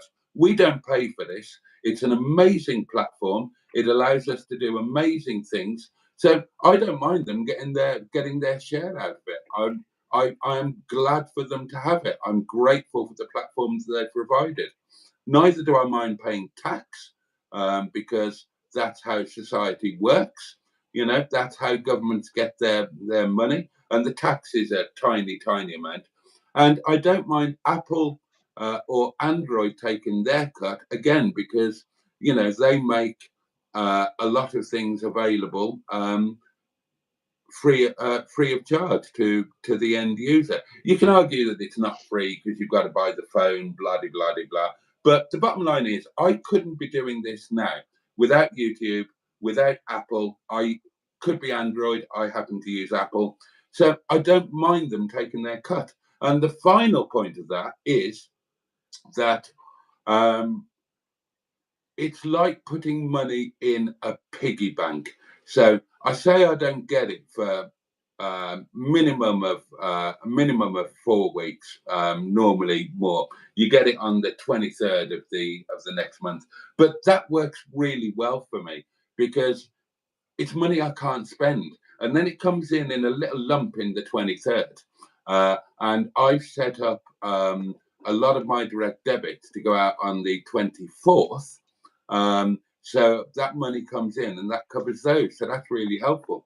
So I'm not complaining about the commissions that are taken out of super chats and channel membership. And I'm not going to disencourage anybody from doing it. I'm going to encourage you. Please keep sending super chats. Keep doing the super thanks. Please keep doing the channel memberships, because it's a massive support for me. The logistics of it do work for me. It means I get a little lump going in when my direct debits are going out. If you PayPal me the money, I'd spend it on something, probably, you know, breakfast at the hotel the next morning. And it helps keep the platforms going, like YouTube, so that we can all enjoy this. So don't begrudge it too much. If you want me to get 100% of any donation or support that you're kind enough to send, and you want me to get it immediately, so like if I was going on, I was going on the road trip today.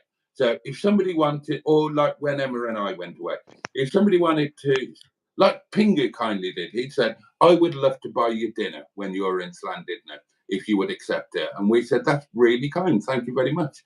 So he PayPal'd us, and then that money was there, and we could spend it in the restaurant the following night. Peter P's done similar.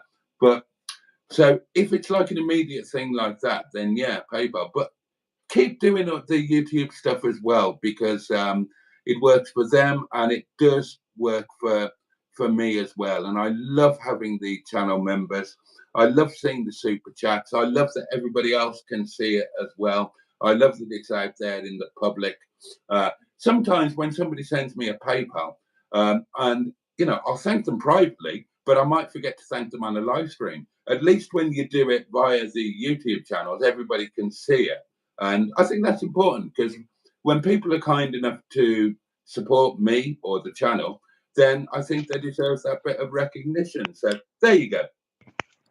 Well, I'm looking forward to the day that I can offer memberships and things, because I need 85 more subscribers and a couple of 100 more watch hours. And then, yeah, that's going to be an exciting day for me. You'll have to carry on reading the comments, Boaty, because I can't. When my screen went funny, it's lost me a load off the top, I'm afraid. So Tricia says, sorry, been missing for a while. My cat also has IBS and it makes him ill. Poor boy. Barry and Karen are having a very private conversation that I've got no intention of reading out. Hotel room says 420 fun days. Don't you own boats? No, I do not own any boats. A really big spider says, putting the hair behind the shoulders makes it that much easier for me to climb up into it and form my webs. Well, there you are. You're welcome. You're welcome. It's free real estate. Good evening and welcome to you. 81 watching, 31 likes, says Mark Passad. Get it sorted. Well, it's gone up to 39, so they've paid some heed. Mustard is with us and says, hey, chaps.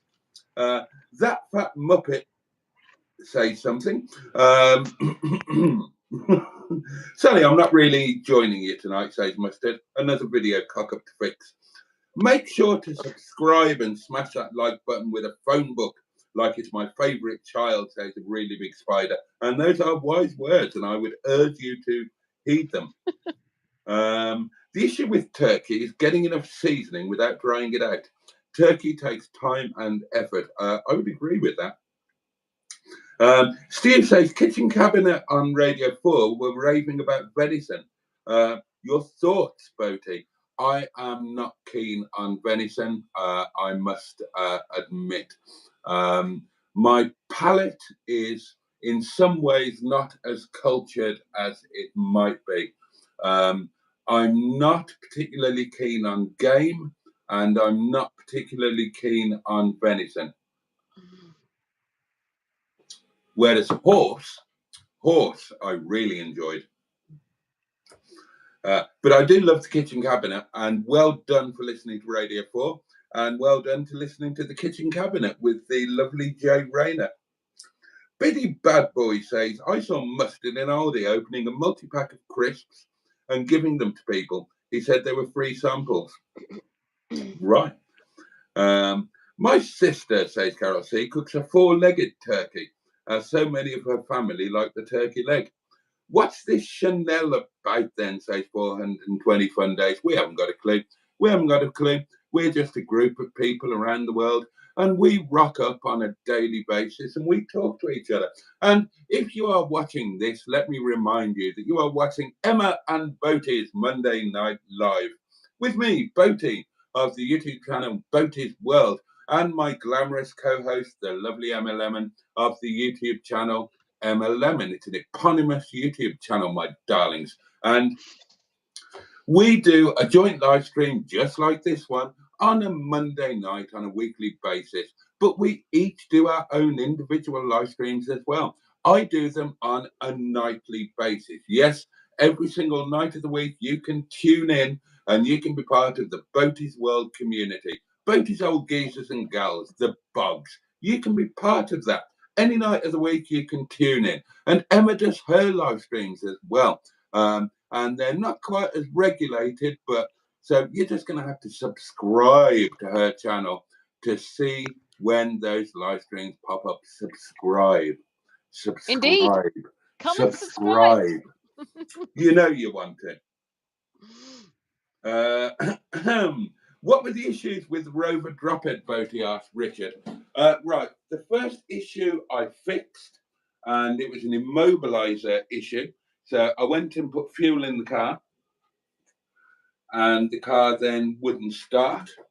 And I fiddled about with a few things, discovered it was an immobilizer issue, got it fixed, got it sorted. That didn't happen again. The other issues were just unfortunate, really, not the car's fault. It was a seized brake caliper. Yeah, it was a seized brake caliper. And it was unexpected. I drove the car back from Leeds, no problem. I used it for work for a couple of nights, no problem. Driven it round the block, no problem. Suddenly, as I was just getting towards Stockport, then it started seizing and it made an almighty squeal, horrible noise. I got to the services, got the AA out. Now, I'm not sure whether he did me a favour or not, really. Now, he seemed like he was a nice enough chap, very knowledgeable. He used to be a rover technician. Now, he got the wheel off, put a lever in, and we established that the caliper was sticking. and he freed it off. But that's all he did. He didn't grease it or anything. And I was thinking at the time that, well, okay, you freed it off, but surely it looked very dry and crusty to me. And I thought, okay, you freed it off, yeah, but as soon as it gets heat through it again, surely it's just going to start. It's just going to start seizing again, isn't it? But you know, he's the I can't tell him, look, you're not going to grease it, mate. You're not going to stick some copper grease on there. So that's all that he did, and he went off. You know, by now it's like 4:30. I've missed the day. All of my plans are in ruins. So I'm thinking, well, I'll just take, but I'm still planning to try to get to the hotel. So I thought, right, I'll just go straight down the coast road. No point going down the scenic route in the dark. I can still be there for 6:30. I'll still have the evening to spend the evening with Paul. I'll still have all the fun. But I got about 10 miles down the motorway and it just started seizing again. So there was nothing I could do other than I wasn't going to get recovered home. It wasn't completely seized on. It wasn't causing a ridiculous amount of heat. It wasn't going to catch on fire or anything like that. But you know, it was a fairly major thing, and the noise alone was enough to pee you off. So I thought, well, I'm not going to wait and get recovered because I'll be here until bloody midnight. So I just limped it home as best I could, and there you go. Here I am. It's not the end of the world. It needs, at worst, it needs a new caliper. At best, then you can just strip the caliper, bang a load of copper grease on it, and Bob's your uncle and Fanny's your aunt. But it does mean that I lost out my 2 days of R&R. I've had a load of stress instead, and I've paid out 100 quid that I didn't have and couldn't afford to eat a 69 pence packet of noodles and have a dump at a motorway services. So there we are.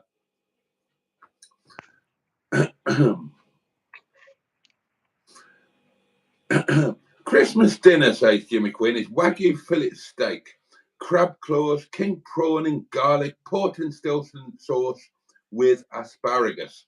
Oh, that sounds rather wonderful, doesn't it?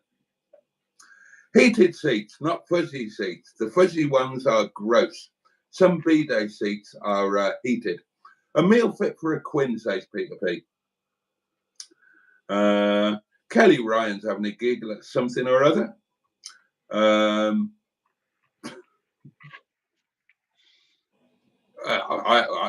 Barry, I rather enjoy it when I'm the recipient, but there we are.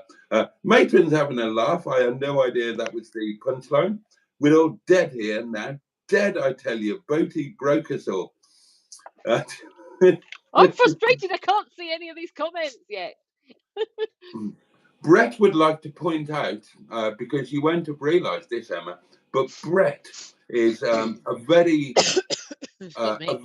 observant man and a very helpful man. And he would like you to know, because you won't know this, you have large breasts.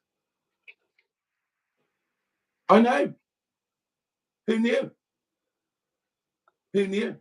So if you've been having any kind of issues in that department, now you know what's causing them. You know. Do you know what? I've been wondering what these are. Right. I've been wondering for a long time, what the hell are they? And I've thought maybe if I ignore them, they might go away. Well, thank you for telling. I didn't know what they were. Isn't it great? You were wondering too, weren't you, Boaty? When I met up with you, you were wondering. I was. You know, I could tell that you were like uncomfortable and being like, I'm not going to mention it, but there's something strange there. And you know, I could tell, and I didn't want to say to you, I don't know what these are, just ignore them. It was the elephant in the room, wasn't it, basically? It was totally the elephants, plural. So, Brett. Emma's the elephant. Emma's the elephant, packed to trunk. And say goodbye to the circus. Off she went with the trumpety trump. So, Brett, you're right, mate. You're right. Well done, you, for noticing it. And I'm well glad you done told me this you side of for Christmas. putting it out there to the world so that we're all aware. What a fabulous human being you are. Thank you, Brett. You're my new favourite. Andrew is equally amazed and says, "Really, Brett? Let me get my glasses." Yeah, if you zoom in, you can. Yeah, there they are. And it seems so obvious now. I don't know how we missed it in the first place. I know. All my life I've been like baffled by what on earth was going on. I thought maybe there was some weird growth or something going on, but now I know. But Brett does redeem himself slightly because he does go on to say she's a beautiful woman. Oh, thank you. Oh, it's definitely my favourite now then. And Thank you, Brett. I agree with that. Brett says, Richard, have you never seen breasts before? The internet is awash with them. Wooden bog seat could give you well, yes, it could give you something nasty if it's not cleaned properly. I've never had an issue with a wooden bog seat, I have to say. Karen of the Casbah says, yes, Emma has got ample breastage. I'm rather envious. My breasts are going to go to my head tonight if you guys aren't careful. Pass the mind bleach, someone? In fact, they would if I stood on my head. They would go to my head. God, what a dear me. I'll have to try that later. Do they do that thing when you turn over in bed? Do they applaud themselves? No, because I wear a bra in bed. Oh. Because I would be so uncomfortable. Yeah, I would be so uncomfortable. The only time I didn't was after I'd given birth and you're in the hospital, you know, and they were just so uncomfortable, so uncomfortable. I have to. The only time the bra comes off is poddering or bathing. Otherwise, a bra is on the whole time. You wouldn't want to see what happens if I take my bra off. The end of the world is nigh. They float in the bath, though. They do float in the bath.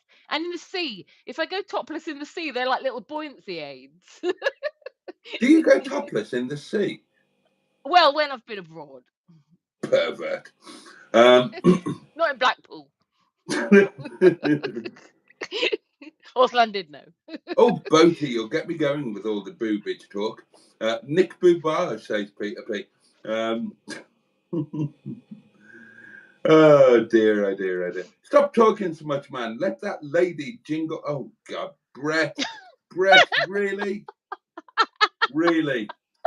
I wish I could see these comments, but like the first comment I can see is Stu saying, I met him, he's high on motors. So when you get to that, I can take over the comment. Okay. Well, Ja Rule says something that I'm not going to read out. Scott Brown says, jolly good. Carry on. Our friend Mark the Equalizer says, Boaty, I'm off. Every day is a day off for me. I'm an old man, mid-50s. Yeah, well, me too, Mark. Me too. Winter solstice is my kind of celebration, says Mystic Hair. Yes, mine too. Richard says, is Boaty a pagan? I'm more spiritually inclined towards that myself. I'm not strictly a pagan, but I do incorporate some paganism into my life. I am a reverend minister of the church, as most of you know, and it's a very specific church, and it's not a pagan church. But a lot of paganism is born of common sense, and it's common sense to me that the shortest day of the year would be the natural point for a midwinter celebration, far more natural than an arbitrary date like the 25th of December. And Christmas, originally a pagan celebration, of course, taken over by Christians. I don't know. The 21st of December is something real, it's organic, and it's meaningful. It's meaningful to the world, to the earth, and to us and our own emotions. And to me, it makes absolute sense. And a lot of the pagan words around it I like, and I find them very appropriate. So on the 21st of December, I will post a pagan ritual on my social media, the same as I do every single year on the 21st, and I do celebrate it. And then it's over to you, Emma. Oh, are we up to the bit that I can see now? Are we? Yes. Stu saying, met him. He's high on motors. Yes. Yeah. Yeah. Okay. Jimmy 500 says no one else uses it though. Barry says, Karen, I love Tyson Fury. Oh, that's Karen saying that. Brett says she's my bored mate. out Her... my mate bought Tyson Fury's card off him. Right. My mate Brett Martin says, from Singles UK. Brett reckons that I'm bored out of my head listening to you. A really big spider is here and says hers are nice and all, but oi, Boaty, show us your tits.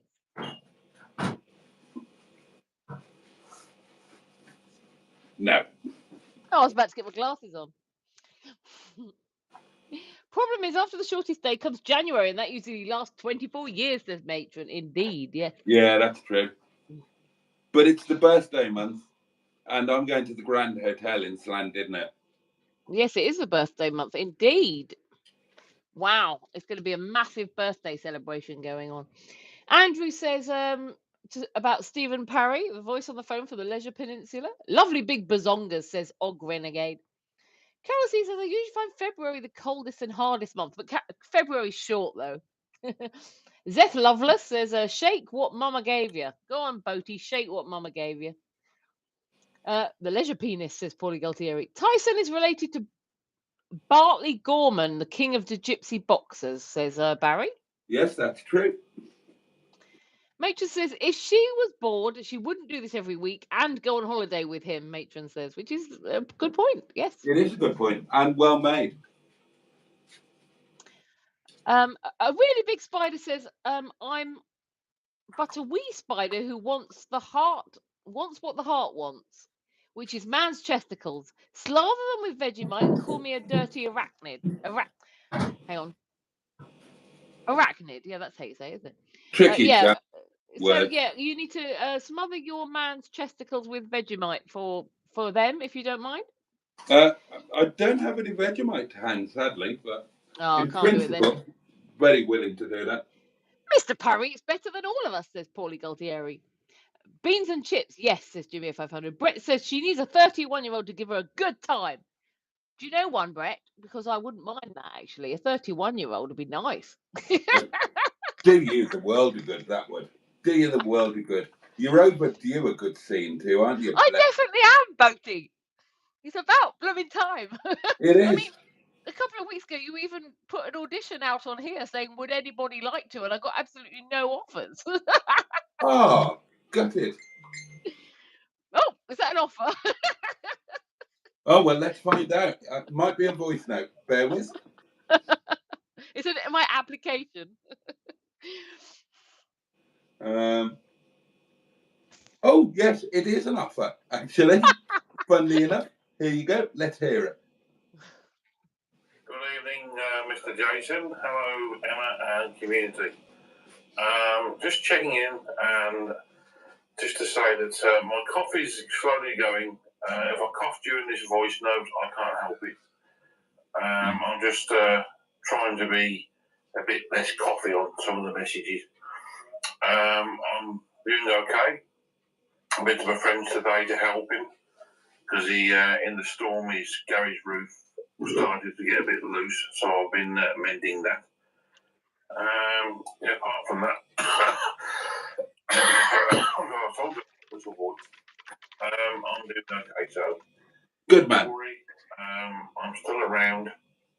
I'm enjoying the live stream, and hopefully I shall comment in due course. Speak to you soon. Bye for now. Good to hear from you, John, and you sounded a bit better than last time, I thought. And if you're out and about making yourself really useful and handy for your friends, then that's got to be a good thing, hasn't it? You can't be too bad. You'll battle on to fight another day, won't you? Right, I'm lost on the. Don't worry. Andrew says Peter Pete is really Irish now. Cork accent, says Stu. Sounds like Pat Mustard, says Polygon Theory. Was there anything I needed to look at, that pinging thing? She's got a... You might want to look at it. Okay. Yeah. I did. Oh, we were talking about a 31-year-old giving you a really good time, weren't we? Oh, I thought we'd moved on from that. I just said there've been no applications. Last time you gave out a really good advert and said, does anybody want to audition and apply for it? And nobody did. Not one person applied. So well, let's have another go. Would somebody please step up to the plate and give Emma, quite frankly, a damned good rogering? Not anybody, though. They've got to pass the audition process. Well, yeah. Could somebody apply to give Emma a jolly good rogering? Have you got any particular, what are the minimum qualifications? Or okay, I would like them to wear glasses, have head hair, but not really any hair on the rest of their body, and I'd like them to have a really good sense of humour and be good at conversation and a good standard of English. Right, so age doesn't matter. The hairless body thing. Not completely hairless, but just not like a rug. Not like a shag pole rug or anything. Oh, you wouldn't like Alan Simpson. And, not that he's available. He's happily married to a lovely lady. Not keen on facial hair, really. I mean, that's not a deal breaker, but not. I'd prefer a clean shaven. Quite tall, but that's negotiable. I don't mind if they're not that. Don't mind if they're not that tall. I'm only little, so everyone's tall compared to me. And must like large buttocks, because large what? Buttocks. They mustn't mind large buttocks, because my buttocks, don't seem to ever want to go anywhere. So there's a picture here if you want to see what they look like. Now, can I ask, and do tell me to mind my own business, roughly how long has it been? Oh, I'm going to tell you to mind your own business. Okay. I like the word roughly, though. That was a good word. Yeah. I was just going to say, if it's been a while, then maybe think about lowering your application criteria. Oh, absolutely. I mean, anyone can apply, but I'm just saying, I'm basically saying the ideal candidate. But that doesn't mean that I'm not. So basically, you're like McDonald's. If anybody's willing to turn up and have a go, you'll give them a chance. No, not anybody. Not anybody. I'm not easy, Boaty. Do they have to wear the uniform? I do like a guy in a suit, particularly a waistcoat. Oh, a guy in a shirt and waistcoat. Oh. Did they have to ask if you'd like fries with that? No. Sorry, I just like the idea of you as a McDonald's now. Great. And I have more upmarket. I have actually been for an interview at McDonald's and I got rejected. So I have personal insight into their recruitment process. I got rejected from the Wimpy bar. Oh, did you? Years ago, but yeah, they said I was overqualified though. That was why. I used to love a Wimpy. They used to do a burger, and it was a big old burger in a wholemeal bun with like an orangey sauce. I think it was a quarter pounder or a half pounder or something. It was ever so nice. And you had it on a proper plate. God, I used to love a burger. And in the Kingfisher Centre in Redditch, there used to be a place called Great British Burger. And you got a really good burger there. And you got it on a plate. I love a burger on a plate, I do. Oh, that's what I'm going to have next time I'm at the Heart of Abraham's. I'm going to have the burger. But the burger, not the... But will you be able to? Because you're on this special diet now, aren't you? Or is it just till it calms down? Till it. Well, I'm going to be a little bit more careful. to be fair, from what I understand of previous knowledge and just I had a bath tonight just to try and chill out and relax, and I brought myself just a bit more up to speed on the latest. And I think the biggest thing that I can do is just take a vitamin D supplement. My symptoms are so mild on the scale of things. They're I mean, there is a particular measuring scale, and I only just about hit the bottom of the mild thing, and I'm pretty sure that it's just vitamin D deficiency because of the time of the year. People don't understand how important vitamin D is, and I've kind of forgotten. So I'm pretty sure that just taking vitamin D alone will probably be enough for me to stop and reverse my current doings. But it wouldn't do any harm to look at the other things, because I have been a bit lax about my diet. And also, you know, no bones about it. I've put on way too much weight. I'm as fat as a pig, and it wouldn't do me any harm at all to get a bit of pelt off. So the idea of doing semi-fasting days, doing the 5-2 semi-fasting, that wouldn't be a bad thing. The idea of it's always a good idea to cut out bread. Bread is an evil thing. I only have one slice a day, but even just cutting that out, mind you, I do enjoy mind you, I do have brown bread now, to be fair. So maybe I'm still all right with me one slice of toast. This is my current bread of choice, and it's Allinson's wholemeal, and yeah, that's rather nice. So one slice of toast with some butter is the only dairy that I eat. I don't eat any other dairy. I don't do milk, cream, anything like that. So maybe I'm still okay with my slice of toast. Yeah, I think just I'll do the vitamin D. I'll do the cod liver oil because I don't eat fish, so I'm not eating the oily fish that are so good for you. And with the rest of it, I'm just going to be a little bit more careful. A little what you fancy does you good. So I just won't eat the processed stuff quite as regularly. I'll go back to eating more salad, a more Mediterranean based diet, more olive oil, all of that sort of thing. But honestly, I think the main things in terms of my psoriasis, and I really am getting I'm lucky. Psoriasis is a very common thing.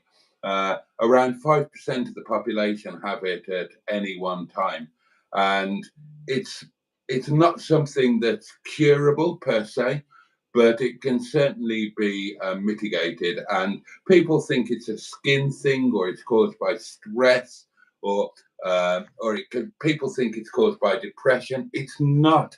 It's an autoimmune issue, and there is a direct correlation between psoriasis and depression, but it's reversed.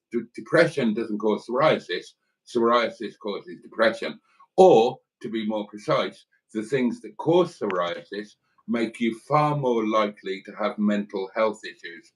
The things that cause psoriasis and IBS also make you far more likely, and I mean massively increased probability, heart attack, strokes, congenital heart disease, all of these things. So if your body is giving you signs with things like IBS or psoriasis or a vast panoply of other presentations, don't ignore it.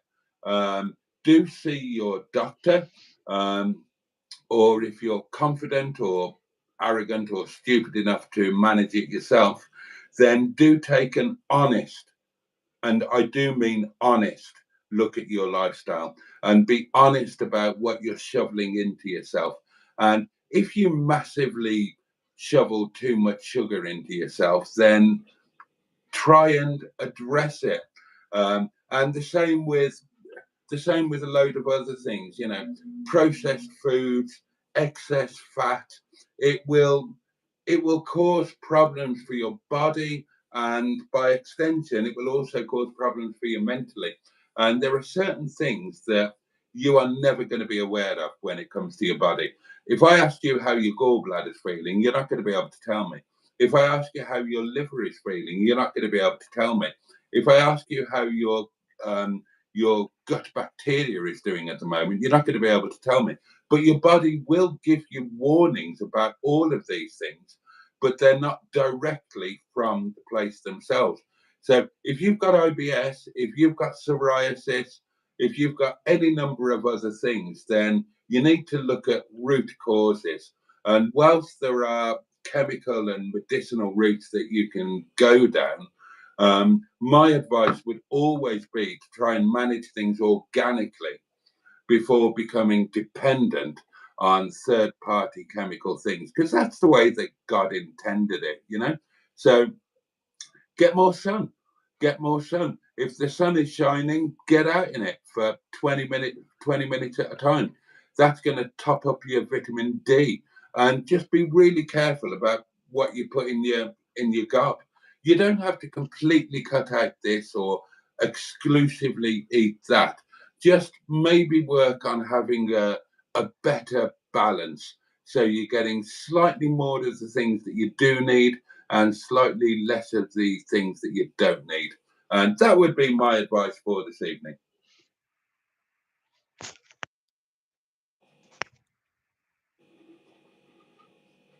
Would you like me to carry on with the comments, Boaty? Where did I get to? Well, I can carry on.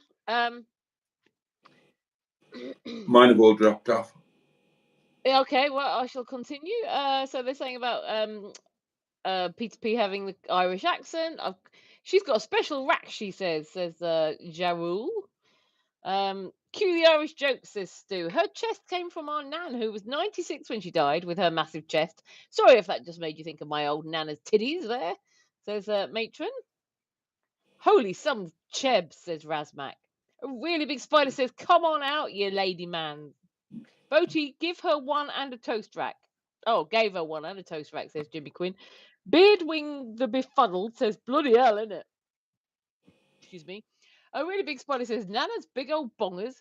You have my curiosity, but now you have my attention. I've heard you're Irish now, father, Peter P, says Matron.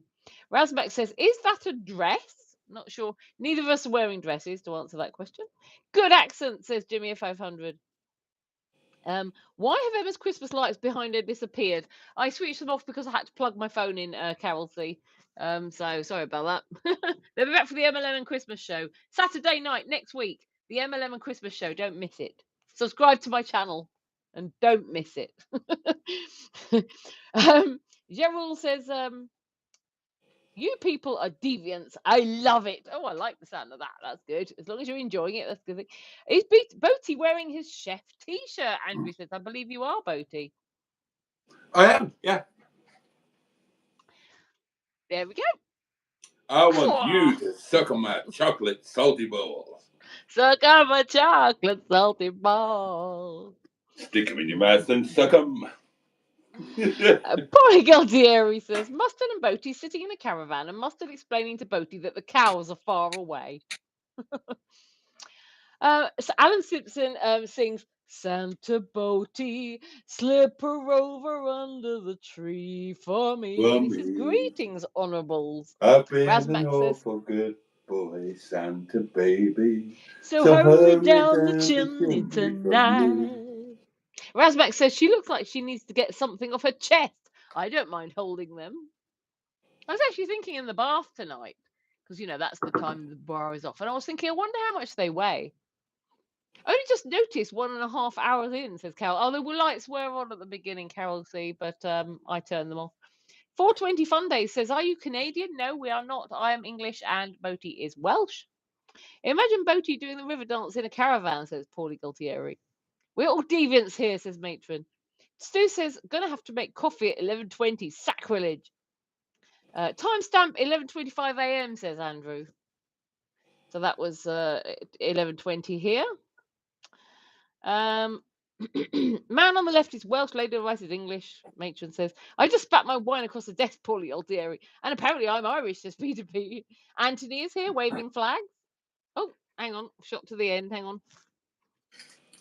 Bear with me while I go back up because Boaty can't do it because he's lost his comments. So it's all down to me. Yeah, might have all gone. Yeah, sorry. I'm just scrolling up to find where we're up to. Well, you can't see the ones you're talking about. And now I'm ticking, so I can't use my arm. Oh, dear. So I was just laughing at my tickiness. Oh, my God. There's loads of comments. Hang on. I'm trying to scroll up. Now I've lost some. No, I haven't. Hang on. Right, I've lost some comments too. So, right, we're just going to have to go from here. Sorry if we've lost some comments, but we've been talking so long we've lost them. Carol C says she's had to unplug to use the plug. She might be adopted, says Biddy Bad Boy. I need to go to bed now. Night all, says Simone. So good night, Simone. Let's keep Carol hooked up, says Stu. Hooked on Classics. She's not clocked off yet, says 420 Fun Days. Em's doing sign language, says Stu. Has Em's microphone on the fritz? Oh, hopefully it's working. Are you two a couple, says Biddy Bad Boy. I talk about my posh and scary here by any chance. They look like brother and sister, says 420 Fun Day. I don't think people sometimes say that. I don't think we look like brother and sister. Do they? I've seen people say it before, yeah. I don't think we look like brother and sister at all. For a start, I'm a giant and you're a midget. Yeah, we've got different hair colour, different facial features. I don't know, I just don't think different skin colours. Yeah, you're Caucasian and I'm mixed race, for God's sake. That's a bit of a giveaway, isn't it? To be fair, we could still be brother and sister, couldn't we? To be fair. Yeah, I suppose so. To be fair now. Anyway, no, we're not brother and sister, but okay. Apparently, we had veal and cook it all wrong, says Stu. Welcome back. Oh, SPF must have been here, but we've lost the comment because it's gone off the top. We are legally sisters. I don't care if people don't think we are genetically related. So someone must have queried whether we're related. Nice bajongas, says AJ, but didn't say bajongas, but I just didn't want to say the official word. Might be both, says Biddy Bad Boy. He actually said tight knit, to be fair. Pardon? He said tight knit. Oh, yeah. How weird. My brain put it properly. All right. Yeah. My curse, Boaty's live stream, says Stu. Tight knits, he says again. Or maybe a female, of course. If Emma is no longer a disinterested car girl, does that mean she's now interested, says Alan Simpson? No. If sometimes, occasionally, because Matron and I talk to each other mainly by voice notes, because otherwise we talk forever. And sometimes, if she sends me a voice note and it starts with something about a car, like, her husband's car, my brain just goes to sleep. I say, please don't start any voice notes with something to do with a car, because I just won't listen to the rest of it. I think I might have stepped slightly into both roles, Alan Simpson. Videos coming soon, says Matron. Stockport will do that to you, says Andrew Buttergeek. Grease is the word, says Stu. Oh, exciting, Matron. I look forward to the results. Need grease, says Jimmy 500. Budgie, says Project Nigel. Peter P says, I find it interesting how many people just hop on lives and comment boobage. Is there an explanation for the real reasoning behind this? Cockatoos, yeah, men are thick and idiotic and perverted. Yeah, I like people who make comments about my boobage. I like them to have like a bit of something about them, like personality and conversation. Yeah. Because I know that they're there. It's like, when you go on a dating website and then a guy immediately sends you a dick pic. I want my dicks to have personality. The dick pics can come later. That's the thing. Why do people do that? Oh, you've got massive norks. Yeah, I live with me. I know that. You've got terrible teeth. Yeah, I know. I cry about it every morning when I look in the mirror. What do you want? What do you want from me here? I mean, what is the correct response to, you've got massive tits? What is it? What are you expecting? What are you hoping for? maybe they're just stunned and they can't believe it. Maybe it's like, oh wow, you know what I mean? Oh, come on, everybody's bloody saying "Carry On, Matron." I mean, they're not going to come as a total surprise. Yeah, There are ladies amongst us who have large ones, but but it's probably potentially exciting for somebody to be able to tell the person on a live stream. You know, it's like they're opening up conversation. They can tell them directly. You can't tell "Carry On, Matron." You can't jump into it and say to Hattie Jakes, "By the way, your boobs are massive," can you? yeah, but it's not exactly a conversation opener, is it? No, it's not. No. I mean, if you meet somebody I think it's a weird online thing, because if you meet somebody at a dinner party, hello, I'd love you to meet, this is Emma, and you just say, you've got massive titties. How's that gonna go? How's that gonna go? Yeah. And if you wouldn't do it in real life, don't do it online. You know, she knows she's got big boobs. We all know she's got big boobs. We all know I've got lousy teeth. Well, might be that they might be getting a kick out of being able to say it. You know what I mean? So. But why? What's the matter with their empty lives? I mean, well, maybe they can answer. If there's anybody still in here, yeah, let us know. Why do you feel the need to jump on and comment that my chest is large? Because I know it is, you know. But it's true, yeah. It's the same thing. If you came on here and thought, oh, she's nice, I'd like to get to know her, with the thought that maybe one day, you know, I might get to meet her or something, you're better off chatting along. Yeah, just that's the point. If you like big boobs, then that is not the way to get personally acquainted with them. I would never. Sorry, carry on. Finish your sentence. No, please. Well, I was going to say, I would never see a comment in the chat that just comes in and says you've got big boobs and think, oh right, that's persuaded me. I want to meet up with you now and get to know you. Ever. If it's people who've had a chat along and then they make jokes about it or comments, that's different. But someone just comes on and says nice norks or big norks or whatever, I'm not going to then say, oh right, okay, I'd like to get to know you. So it's the same as if a guy came up to me in a pub and said to me, wow, your knockers are big. I wouldn't think, right, I've pulled, great, off I go. Because it's also, there's no, it's just a factual statement, isn't it? Yeah.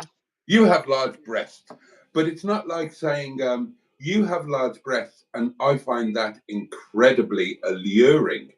Now, admittedly, at this point in time, all I know about you is your breast status. However, because I enjoy large breasts, that is more than enough for me to introduce myself to you, get to know you, to see if you've got a personality that I also find attractive. And if you have, then I would love to take your personality and your breasts to dinner. And I would like to enjoy getting more intimate with your personality over dinner. And then after dinner, I'd like to have a right good fuddle duddle with those bad boys. You know, that would be one thing. Or if you were to say, you have large breasts and I find that offensive, then okay, we can deal with that. Fuck off. Just go away. Stop watching.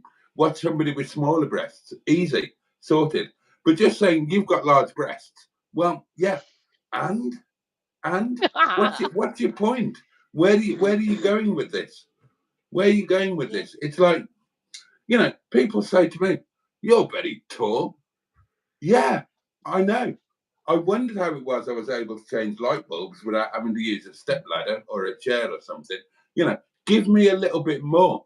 It's like, I like it when a woman looks me up and down and says, "You're very tall," and I say, "Yes," and she says, "Are you all in proportion, if you know what I mean?" And I say, no, sadly. If I was, I'd be 8'7". You know, you can do something with that, but huge knockers. I mean, what is wrong with you? I mean, what is lacking in your charisma or your personality or your life?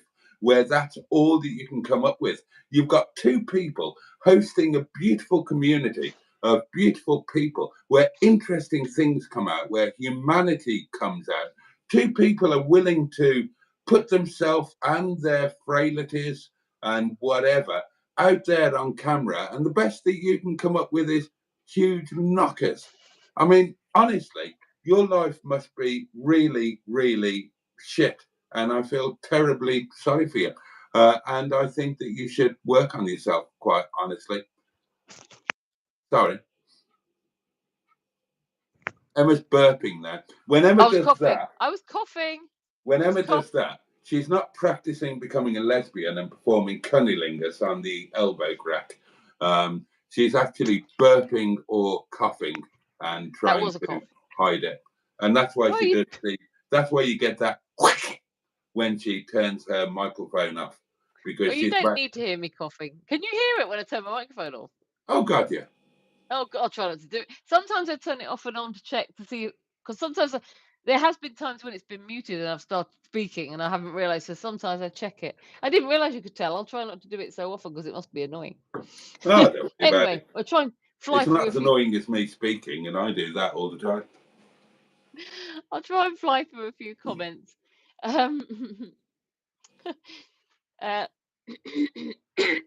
we go. You can hear a cough that time. Right.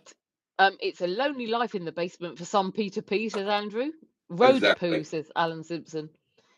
I just paid £170 for a back box, says Stu. Why didn't you nip back and collect a reliable car, said Project Nigel.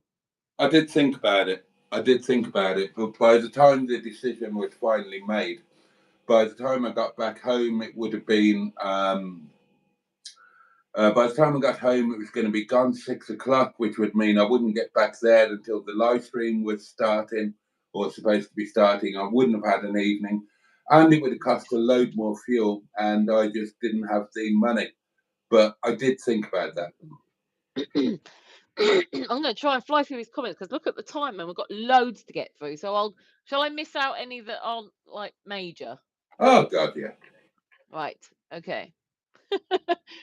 Enigma Spa is cheapest do if you want your back box looking after, says Andrew Buttergig. Right. Charlie Fordyce says got his balls caught in the toaster and it wasn't easy. Right. Emma, they're swimming aids, says Jimmy Quinn. Ooh, Emma, says Andrew. A really big spider. Hello? Just a second.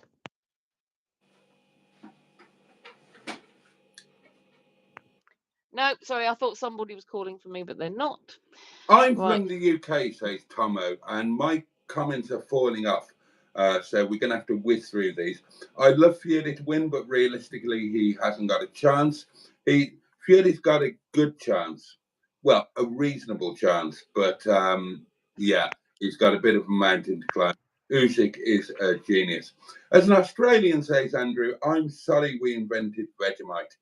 Well, we did Marmite. Don't be sorry. Equal responsibility. Tomo is 39 and he would be up for giving you a bloody good scene too, Emma. So you might want to consider that. Boaty, you know you missed a massive chunk, don't you? I can. That's all I've got. Have you got more? I know.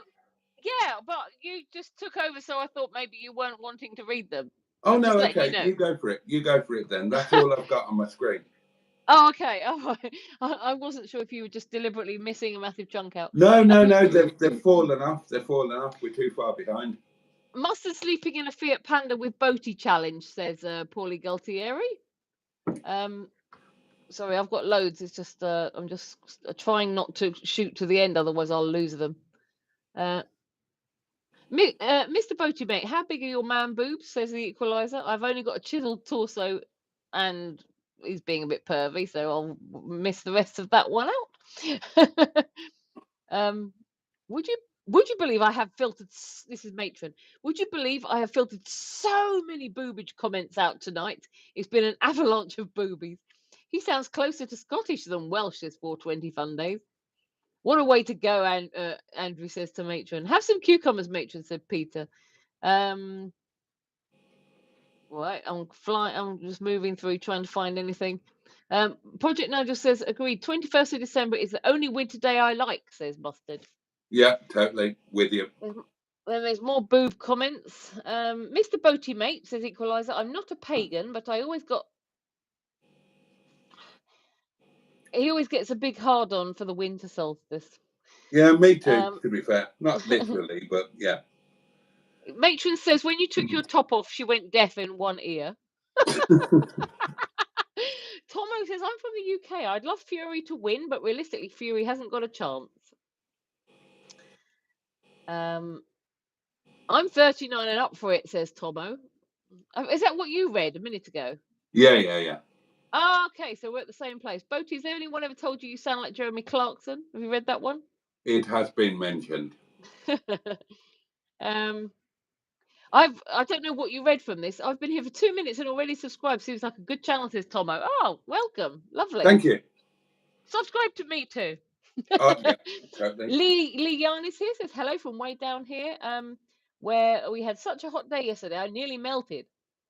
Don't like Vegemite, says Jimmy F500. God, I don't know which bits to miss out and which not to. Wish a 31-year-old would give me any time, says Leon. Who's this Emma lady, says Vladdy Daddy. I'm Emma Lemon of the YouTube channel Emma Lemon. That's who I am. I will, says Vladdy Daddy. Emma, I will, yes, please. She's beautiful, says Elroy. I beg you, says Vladdy Daddy. Sounds more like Lou Todd from Little Britain, says Paul Galtieri. Louis Benite would be honoured to, apparently. They're queuing all up of for you me now. people, then do contact myself or Matron or anybody in Emma's management team, and yeah, we will put you through the audition process. And who knows, it could be your time to shine. John Stoodley's here. Good evening, Boaty and Chat, and indeed Emma. Good evening, John Stoodley. Thanks for the voice note. Vladdy Daddy is out of the mix because he's hairy as F, apparently. Em spent an hour tarting herself up, says Stu. I'm a proper gorilla, to be honest, says Vladdy Daddy. A really big spider says, undoubtedly, it would appear, however, that by mysterious happenstance that I have misplaced my spectacles. Drat. Tomo says, damn, that is my favourite comment, and it was indisputably, not undoubtedly.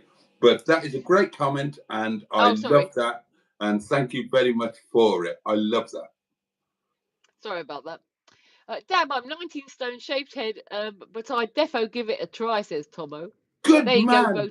That's the attitude. That's the attitude we want here. Right. You might think, yeah, I'm not Emma's type, but give it a go. This is a woman in need of a serious ravishing. Now, don't doubt yourselves. Big yourselves up and put yourself, you've got to be in it to win it. And, you know, unless you win it, you're not going to be in it. But, you know, I mean, give it the old college try at least. Thank you, Boaty.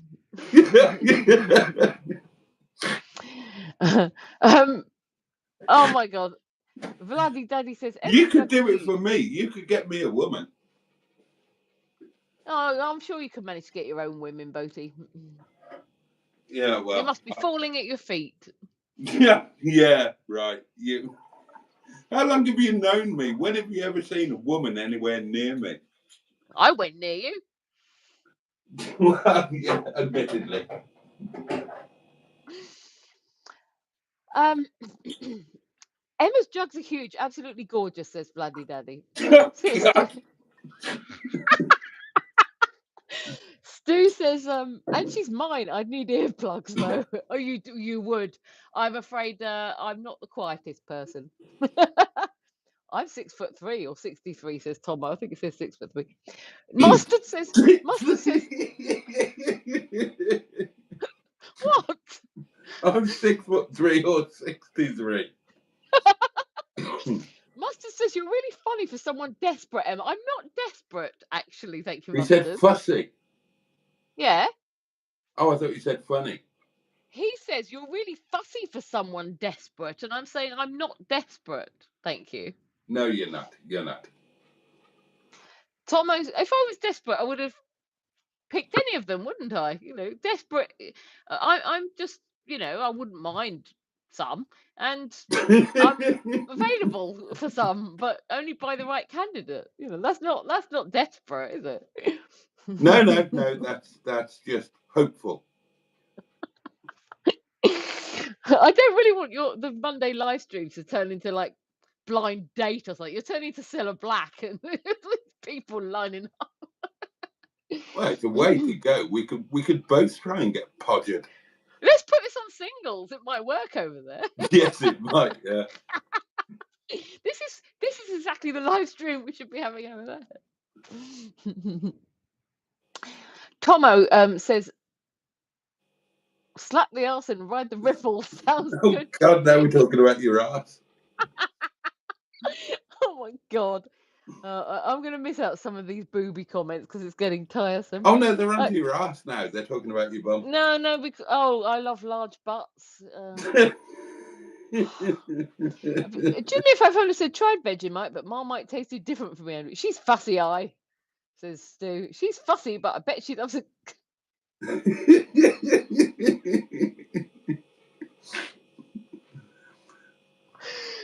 Oh my God. Tomo would be willing to wear his security outfit.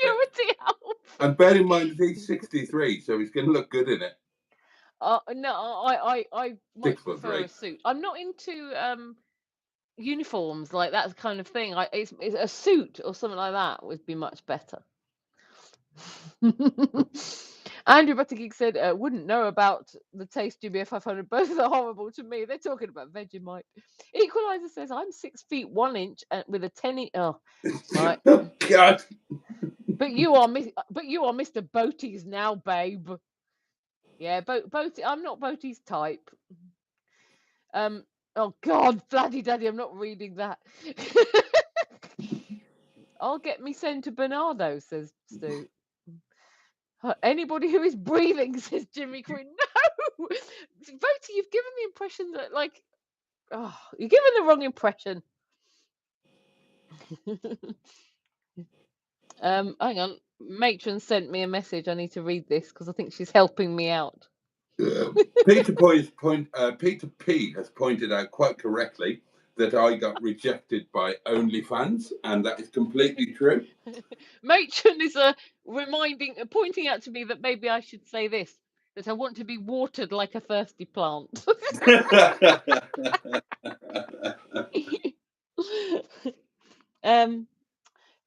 Sounds like a job for Mustard to compare the two, says Paulie Galtieri. Oh God, bloody daddy, calm it down a bit. Peter P says there was a lovely wimpy in Stockholm in the 80s. I'm not reading your messages, Vladdy Daddy, because you're getting me a bit. I want to vomit, to be honest. A really big spider says, "I don't even like beer, so I assume the yeasty flavour of Marmite Vegemite would be utter hell.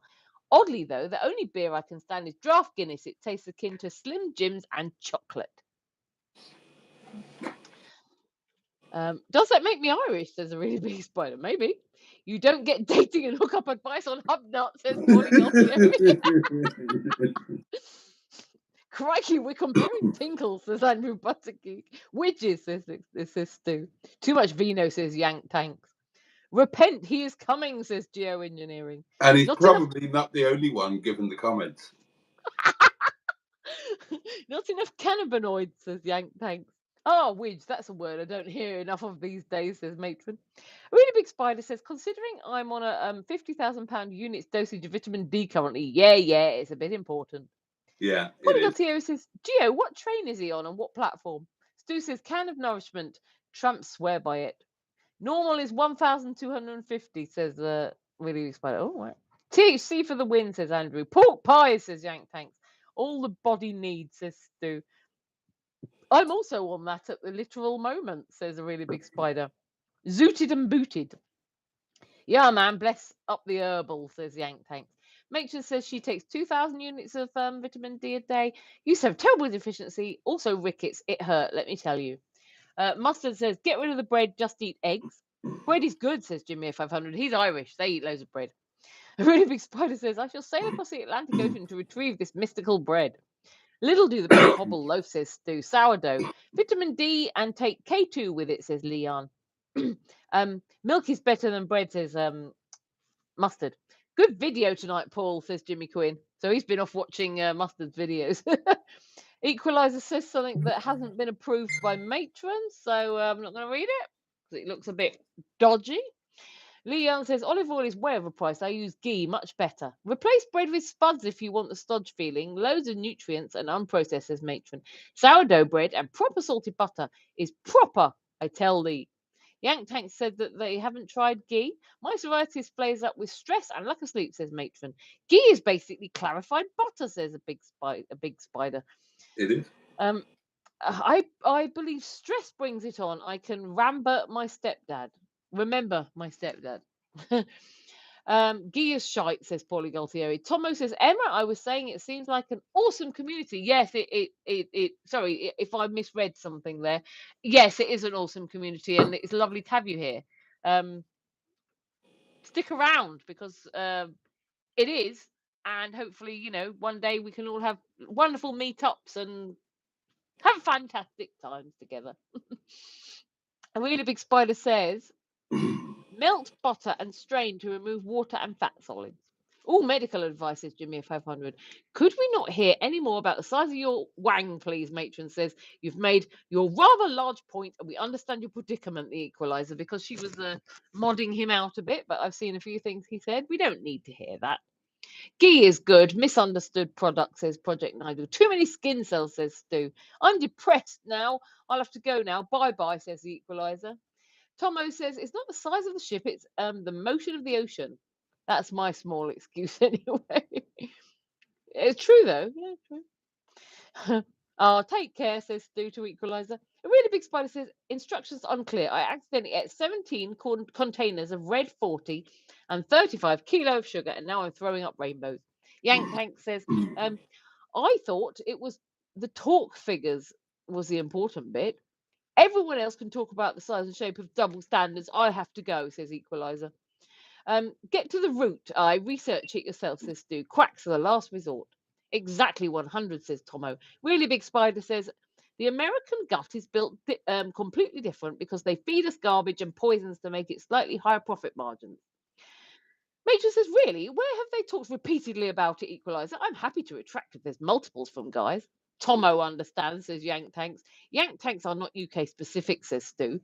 Yank Tank says, Boaty, go for a good walk every day to clear your mind. Boop po poo please says, who's the baddie on the left? This is Boaty. And he's a baddie. Isn't he gorgeous? Deviant, says Stu. Proper t-shirt, says Yank Tanks. Excellent, Boaty, says Andrew. Showing your age now. Chef from South Park, says Tomo. Oh, yeah.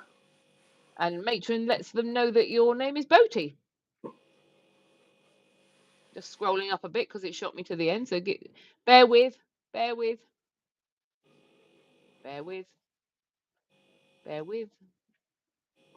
Blimey, we've still got loads to get through. Where was I? Okay. Yeah, showing your age now, it says. Emma, I love your accent, says Andrew Martinet. Oh, thank you. Well, thank you very much. M's Christmas extravaganza. Yes, Saturday next week is my Christmas extravaganza. Ray is here, says hello and wants to know if they are real. What could you possibly be talking about? 40 minutes behind on the comments, says Stu. No, they're imaginary, Ray, says Matron. Everyone stop commenting. Let them catch up, says Tomo. The context was long lost, says Stu. My internet is playing up, says Jimmy 500. Really big spider says, question for either of you, Boaty or Emma.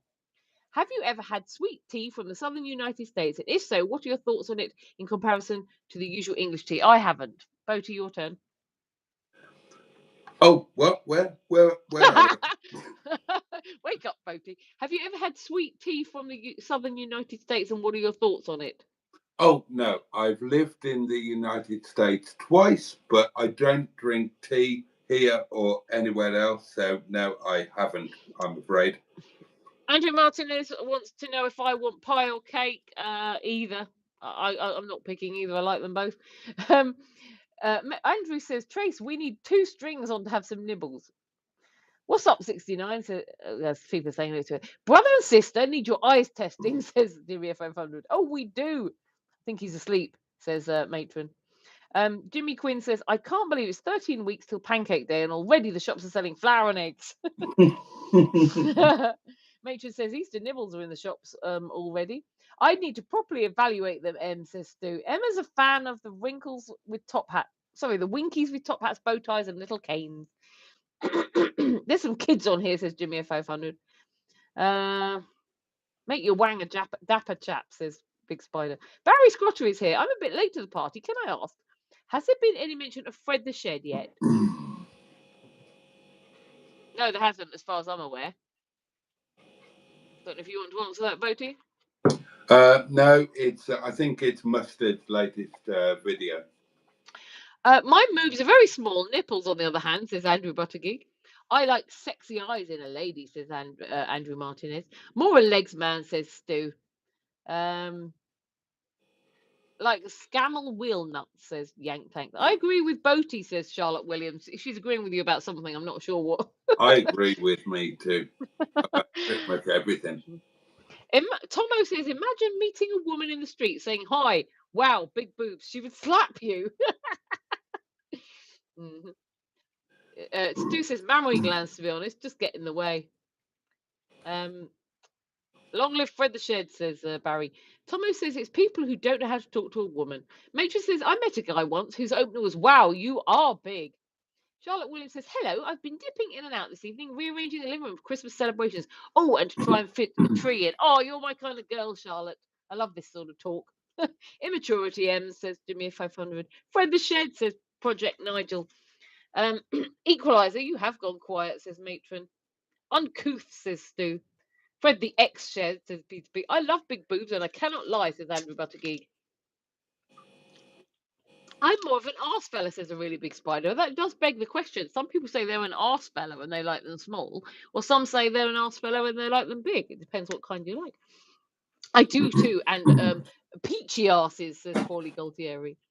Tomo says I love them too, but I wouldn't be the first thing. It wouldn't be the first thing I'd say to a woman. British man and British lady, says Ali Cave. Yeah, British. Prefer pancakes myself, says Yank Tanks. I prefer C-cups, says Andrew Martinez. You wouldn't want me then.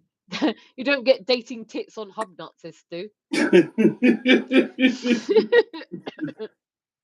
Wins are good, but win-wins are better, says Really Big Spider. Equalizer returns and says the Greenwood. Are you Emma Lennon's sister? I don't know, but you just started on me. I don't think she did. A damn good rogering, ma'am, says Yank Tanks. Foxman says, enjoy indeed. I love some British humour. Oh, lovely. Good. Glad you're happy to be here. How about BBL, says Andrew Martinez.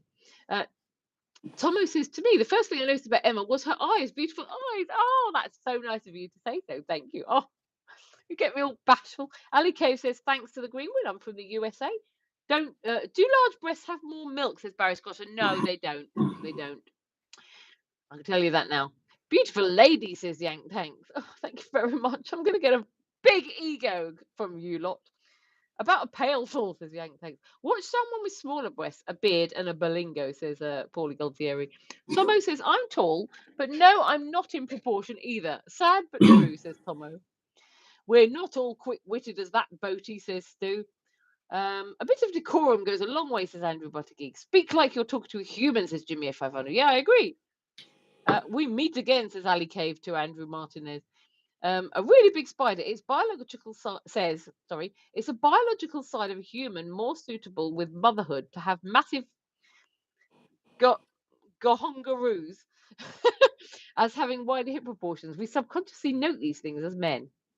Is it just an internet thing for the tit brigade, or is it also comment made in the shops and on buses? No, it is an internet thing. Nobody else says it to me. Well, I suppose if I was in a pub and there were drunk people around, they might make comments. But no, I don't get it in the supermarket or anything like that. Pointing out norks or teeth highlights a lack of imagination. It makes it easier to know who to ignore, says Project Nigel, and I agree. Fabio says, mate, we did not kill cancer, but we invented Viagra. All internet intervention boils down to porn addiction. Matron says, oh, the equalizer, I didn't start, my lovely, just when I have to manually approve each post, because you were talking about your size again, I tend to notice your post count. Everyone I meet is an alien, says Stu. Well, are we friends again, the equalizer, says Matron. British folks are funny for sure, says Ali Cave. Why are some names green and some blue? New to this, right. Tomo, if they're highlighted in green, they're channel members. They have either purchased a membership or they have been gifted a membership. And the names highlighted in blue are the moderators who can basically spank your bottom if you're a naughty person. So, you know, Matron is the moderator, so she, you know, if you say something that isn't appropriate, she'll delete it, or if you're really naughty, she'll put you in timeout and not let you type for a while. So that's what that's all about.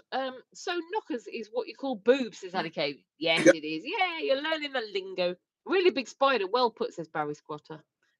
People have said about the membership. Green names and members, blue and mods. That's right, Barry Squatter. Dash of Marmite is good in ping meals, says Stu. So, Fred the Shed lives, says Barry Squatter. It's a very British saying, Ali K, says Matron. Equalizer says, I've only ever held Mr. Boaty and Emma in high regard. Love them both to bits. Very highly entertaining. I phoned in tonight. Don't lie. I'm on it. Timestamp 11:20 a.m, says Andrew Buffy. I just read a comment from Paul, and it is talking about what we were talking about. The comment is this: what is this guy thinking of? She has big tits! Exclamation mark. Definitely give her one. Right? Not even I'd definitely give her one. No punctuation after the one. What? Maybe it's an instruction to you, Boaty. Oh, right. Okay. Oh, okay. She has big tits. Definitely give her one. God almighty. The sort of people who troll YouTube at this time in the morning. Love the t-shirt, Boaty, says Barry Squatter. We just say boobs or breasts, says Ali Cave. Who bought me this one? I can't remember who bought me this one, but I love it too. I'm thinking, for some reason, I'm thinking Pingu or... I'm thinking Pingu for some reason. I love that. Rather than... Do you know what? It's like 20 to 1 in the morning and I've had a fucking awful day.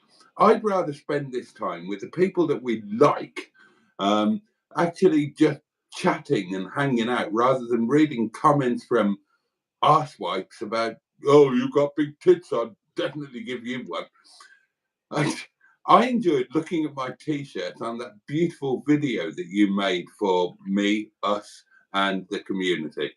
So I just thought I'd put that out there. And I thought I'll put that out there again, that video was one of the nicest things that anybody has ever done in my whole life involving me. And I still watch it about 30 times a day, and I still adore it, and I always will. So on record, that is a massive thank you, because that was, I mean, the times themselves were amazing, but the video was like the nipple on the enormous tit. I'm really glad you liked it. It took me quite a while. It would have done, yeah. God. Well, I make videos. I'm a content creator. I know how much effort went into that. It was the idea first came to me when we'd finished the trips for the summer, and you kept on talking on live streams about what a fantastic summer you had. And that song by ABBA kept popping into my head every time you talked about it. I never heard it. You kept on saying, our summer was fantastic. You know, I still remember, got all these memories of our summer. And that song kept coming into my head. So after that, occasionally I'd be changing lines in my head just automatically. And I suddenly thought, oh, if I change the lyrics to it and then put the clips in that fit in, that could be quite a fun memento. So I started it, but then I started doing other things, and it was half in progress. And I kept thinking I must come back to it and finish writing the song, because it'd be a shame just to leave it. But originally, the lyric at the beginning said, the nights are getting long. But of course, you know, I didn't get it out in time. So by the time I thought I've got to get it out before we start getting back in summer again, otherwise I'll have to change the lyrics again. So I just thought this would be a fun thing that you might like, because you kept saying how we'd had a fantastic summer, and I thought if I mix it all into one video, then hopefully you'll like it. I didn't expect to like it as much as you did, to be honest. So I'm glad you liked it. Oh, I more than liked it. So So about when you terrible did singing. the voiceover, the lyrics, was that one take or edited? Yeah, because excuse me, excuse me. I've got a karaoke machine that I can plug in, and if I normally record something like that, I'll normally sing into the microphone, and it puts the voice in with the Reverb. music. So you got a bit Yeah, of reverb on there. and it sounds much better. And I couldn't get it to work. It must be broken. And I thought, well, I don't really want to buy a new karaoke machine, but I don't want to leave the video. So I thought I'm just going to have to sing it. And annoyingly, I sung it in the morning when my voice isn't at its best because, you know, I've not long woken up and things. But I just wanted to get it done. And also, there's other people in the house, so I don't want to hear. I didn't want them to hear me singing. So It, it to be was honest. one take.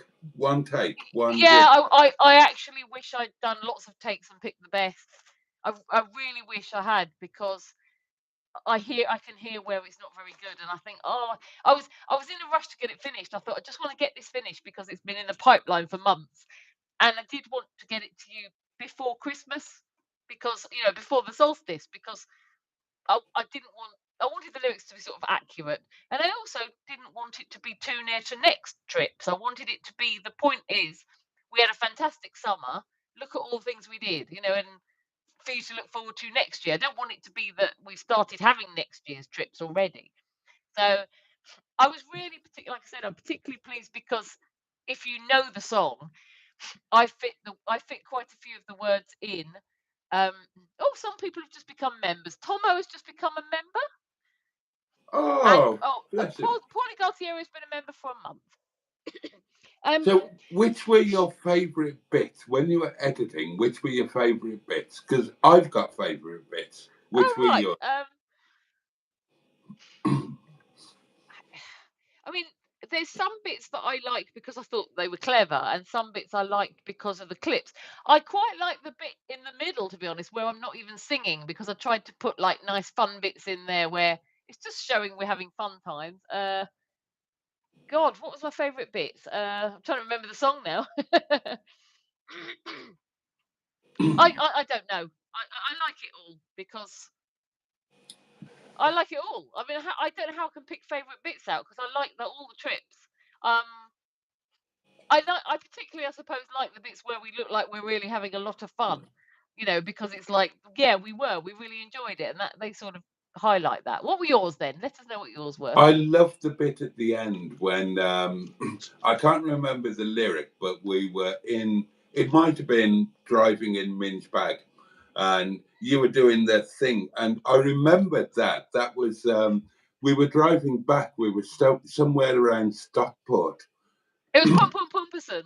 And yeah, we were playing that game, and that I loved that bit. That brought back. I loved that you got the right bit in the cable cars where I was shitting myself. Yeah, that was the original lyric is but underneath we had a fear of flying. That's the original lyric. So I changed it to, on cable cars you had a fear of flying. And then I was thinking, what rhymes with that? It took me ages. And I thought, hang on, buying. Gift shop. So the whole gift shop, we were at risk of buying. No, you didn't do that. You didn't do that. I did. No, the lyric. Correct me if I'm wrong, but that's the lyric I would have gone for. The whole gift shop, we were at risk of buying. Oh, I sung it wrong. I said we had a risk of buying. I sung it wrong. Is that what you're saying? No, I'm sure that risk. I can't remember what it was. Well, I wrote it, so I know, and it was on cable cars. You had a fear of flying. The whole gift shop, we were at risk of buying. But the thing that was annoying, the original one was all sort of like romantic, and I was thinking nothing rhymes with romance that I could have changed it to, so I had to change the lyrics a bit more substantially to some of those bits. But and the other thing was, I didn't know the original song. I'd never heard it, but you had to change a few bits because as I see it, I might be wrong, but the original was it was their last ever summer together, wasn't it? Oh, I know. Yeah. It was remembering the summer. Yeah, but it was still our last summer. Yeah. Which I thought that was clever. I really liked. I loved the lyric in the middle where I put in "mustard has sold the caravan." Oh, because the original lyric says, "And now you're working in a bank, a family man, the football fan." And I thought, well, how can I change this? Because it's supposed to be summer's finished and now things have changed a bit, or some sad things have happened. So I just thought, put "mustard sold the caravan" in it. I just thought, and I like the way I put the clip of you in the caravan with your head in your hand, as if it's like. And the line that came, just to let you know, this is a bit private. The line that came before "mustard has sold the caravan," I have been punished for that. Really? Yes. Why? Well, you've got a wing By woman. who? Eh? By the person I'm singing about. Yeah. Oh, I thought you meant by, like, I don't know, Bernard or something. Oh God, no, Bernard. Why? What do you mean by punished? I can't tell you. Okay. Privately? Yeah, I can tell you privately. Was it not well received? You've got a really good wing woman. Oh, okay. Yeah. Yeah.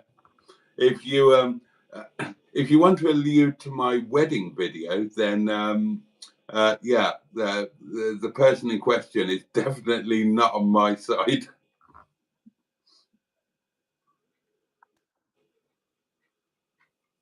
I don't understand that comment. I did, Hey? yeah, I did. I don't understand the comment you just made. Oh, I'll explain it. It's awfully I did watch it. I watched it and I didn't comment during it because I was a bit distracted, with home life. But I did at the end put something. I did watch it when it was on the premiere. Yeah, I did. It was very nice. Looked like a very lovely day. I was handsome, wasn't I? Yeah, but I don't think you're not handsome now. That sounded qualified. I thought I was really handsome back then. I'm a bit weird in that I quite like a guy who looks like he's led a bit of a life. Ah, okay. That's kind of my taste. Is a bit like, I don't know. I think that's why when I was younger, I always used to love the older man because I like that look. So yeah, you were handsome, but you still are now, in my opinion. So Would you?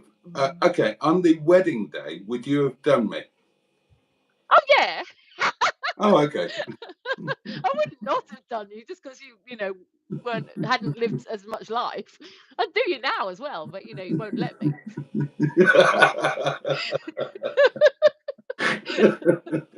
As the wing woman may well have told you.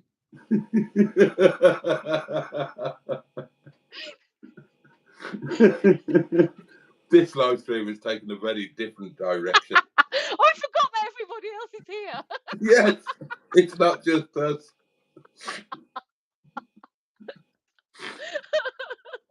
Oops. But that's what makes it. That's what makes our live streams. They're not like productions. There might be a little bit when it's like this, but that's the great thing about the community and about you and about me and about us, is that when we were off doing our own thing, we kept it up and everybody was with us. I mean, in bloody Llandudno, what time were we up until?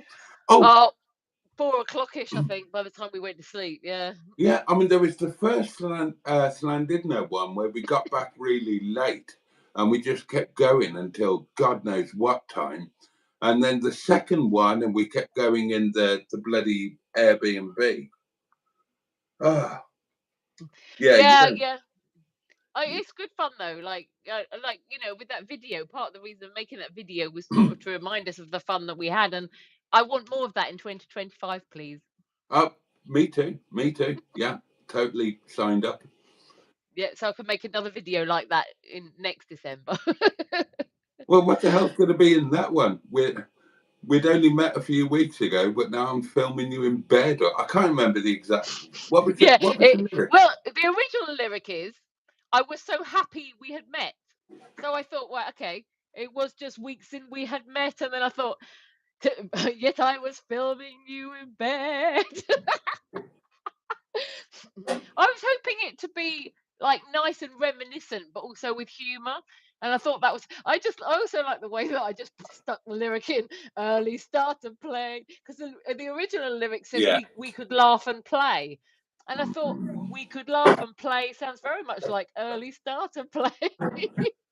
Oh, and another really good one was the you did the double restaurant. There was the Yeah, Harvey's restaurant and Vista restaurant, yeah. and then it was Gulliver's Cafe. You You gave gave your your lunch lunch away. away. Yeah, I genuinely think that is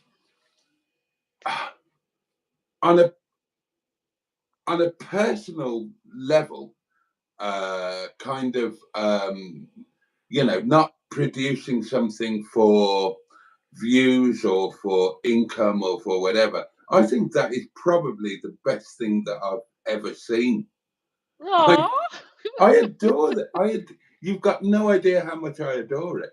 Your watch hours, it's a shame it's short, because your watch hours would be really. I genuinely, if I've watched that once, I've certainly watched it certainly more than 200 times, easily.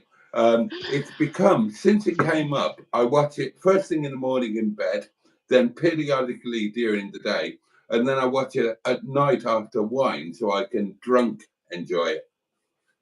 It was amazing.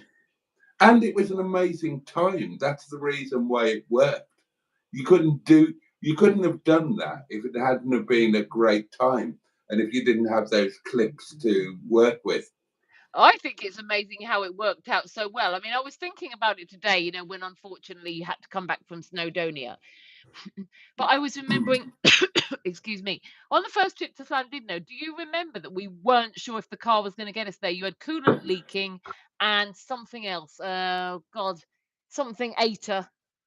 Alternator. Yeah, The that alternator regulator was dodgy. Yeah. and I remember you were saying we might not get there, but because of that, my mind was moving on like, oh God, Snowdonia, oh, we were lucky then. Then I remembered how lucky we were with everything on all of our trips. The lucky Tempe. Do you remember the weather? Yeah, the weather. We had a first forecast for the rain. first Llandudno, it was supposed to be pissing down. Yeah. And it was the hottest day of the year. We had an amazing day. Yeah, but everything just kept on going in our favour on all Yeah. the trips. I just remember it was like, oh my God, how lucky were we with this? And like even like driving down Marine Drive, that was the sun setting just made that was absolutely so amazing. beautiful. That And was, our second Llandudno trip too, because we did that live stream on top of the Orme, and I don't think we expected that. oh yeah, and Gary, the lovely Gary. And I think that we were disappointed the cable cars weren't running, but I think it went in our favour in a way because we had done the cable cars, and it meant that we had more time to hang around and do that live stream. So it forced us to do different things. And the Airbnb was nice. That was a nice And Airbnb. that was the perfect clip in the video of the live stream with that perfect background. That was amazing. Yeah, it looked gorgeous on the live stream. Yeah, it was so nice. What a year! What a year! Yeah, and when you think about it, it was only over the space of something like 8 days in total, all those trips, if we put them all together. And I just met you. Like, I mean, I am a bit bonkers. I do recognise that, like, that was a bit of a foolish thing to do. Like, Yeah. basically. But it turned out fine. You didn't. I was going to say you didn't attack me, but I remember having this conversation in Harvey's with you, right? Yeah. I've not forgot it. I said to you, it's turned out quite well, really, because you could have attacked me, and you said, "Yeah, I'm sorry about that." But yeah, I mean, it turned out fine. You know, anybody else who's thinking of meeting up with any, you know, Boaty and is a bit worried about it, you know, you're perfectly safe. I And think. and I vice versa. Vice versa. I mean, it was a crazy thing for you to. I mean, it was all just so mad, wasn't it? That was the joy of it. You rang in with that mad but brilliant impression, and you know, a relatively short period of time later, you're getting the train halfway across the country, sleeping in the guest cupboard, and then we're off to Wales. It was mad. It was mad, and yet it was so wonderful. And I'm just so. It's one of those things that's the great thing about this age that we live in. Um, I've had memories in life that I can never properly remember because they're only in the old skull cinema, and you don't know if you've enhanced them or forgotten bits. Right? This year was one of the most amazing times of my life, and that video is just the perfect thing, and that's going to be there forever. When I'm in the nursing home, I can watch that, and I can with say, my "That was terrible me. singing. That was me. I did that." Well, that's what I like doing videos like that. I have to say, you're not the first person I've ever done a video like that for, and other people have been so touched by it too. I like that sort of thing because you know when you see these things on movies or whatever, and you see, you know, a song comes on and they show clips of stuff, and you think, oh, that's a Yeah. nice roundup of what. And I like that sort of thing because it's all there rounded up. Well, it's not all there, obviously, but it's a little bit of this, little bit of that, sort of remind you, oh, we did that, or we went there, and just a few little humorous bits in. Um, And of so course, yeah, that was how I started doing YouTube. yeah, you said before, yeah. Yeah, We that was started off with the photo reason the clips. channel started. I had one night, I had some still photographs, and I wanted to remember it. And I found that there was a way to put the photographs to a bit of music and put some stuff over them. And that's what led to the whole YouTube channel. But, oh, God. Well, I'm pleased I've made something nice for you. Your reaction is similar to when I gave you the early starter plate. I'll never forget that reaction. That was the best. When I gave It's, you the early starter plate, you were just so like blown away. I love doing that sort of thing. I don't expect anything like that. And I struggle to, because I don't expect it and I don't know how to deal with it, and I really struggle. That's why it took me a full 24 hours to leave a comment on the YouTube channel and on the Facebook post.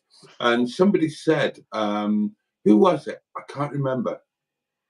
Somebody commented on my comment with, I was going to say I don't have the words uh, to say just how good this was. Carl Burton, I think, said it. Carl Burton, yeah, of course it was. But I can see that you do. And I didn't. And that's why I didn't comment for 24 hours.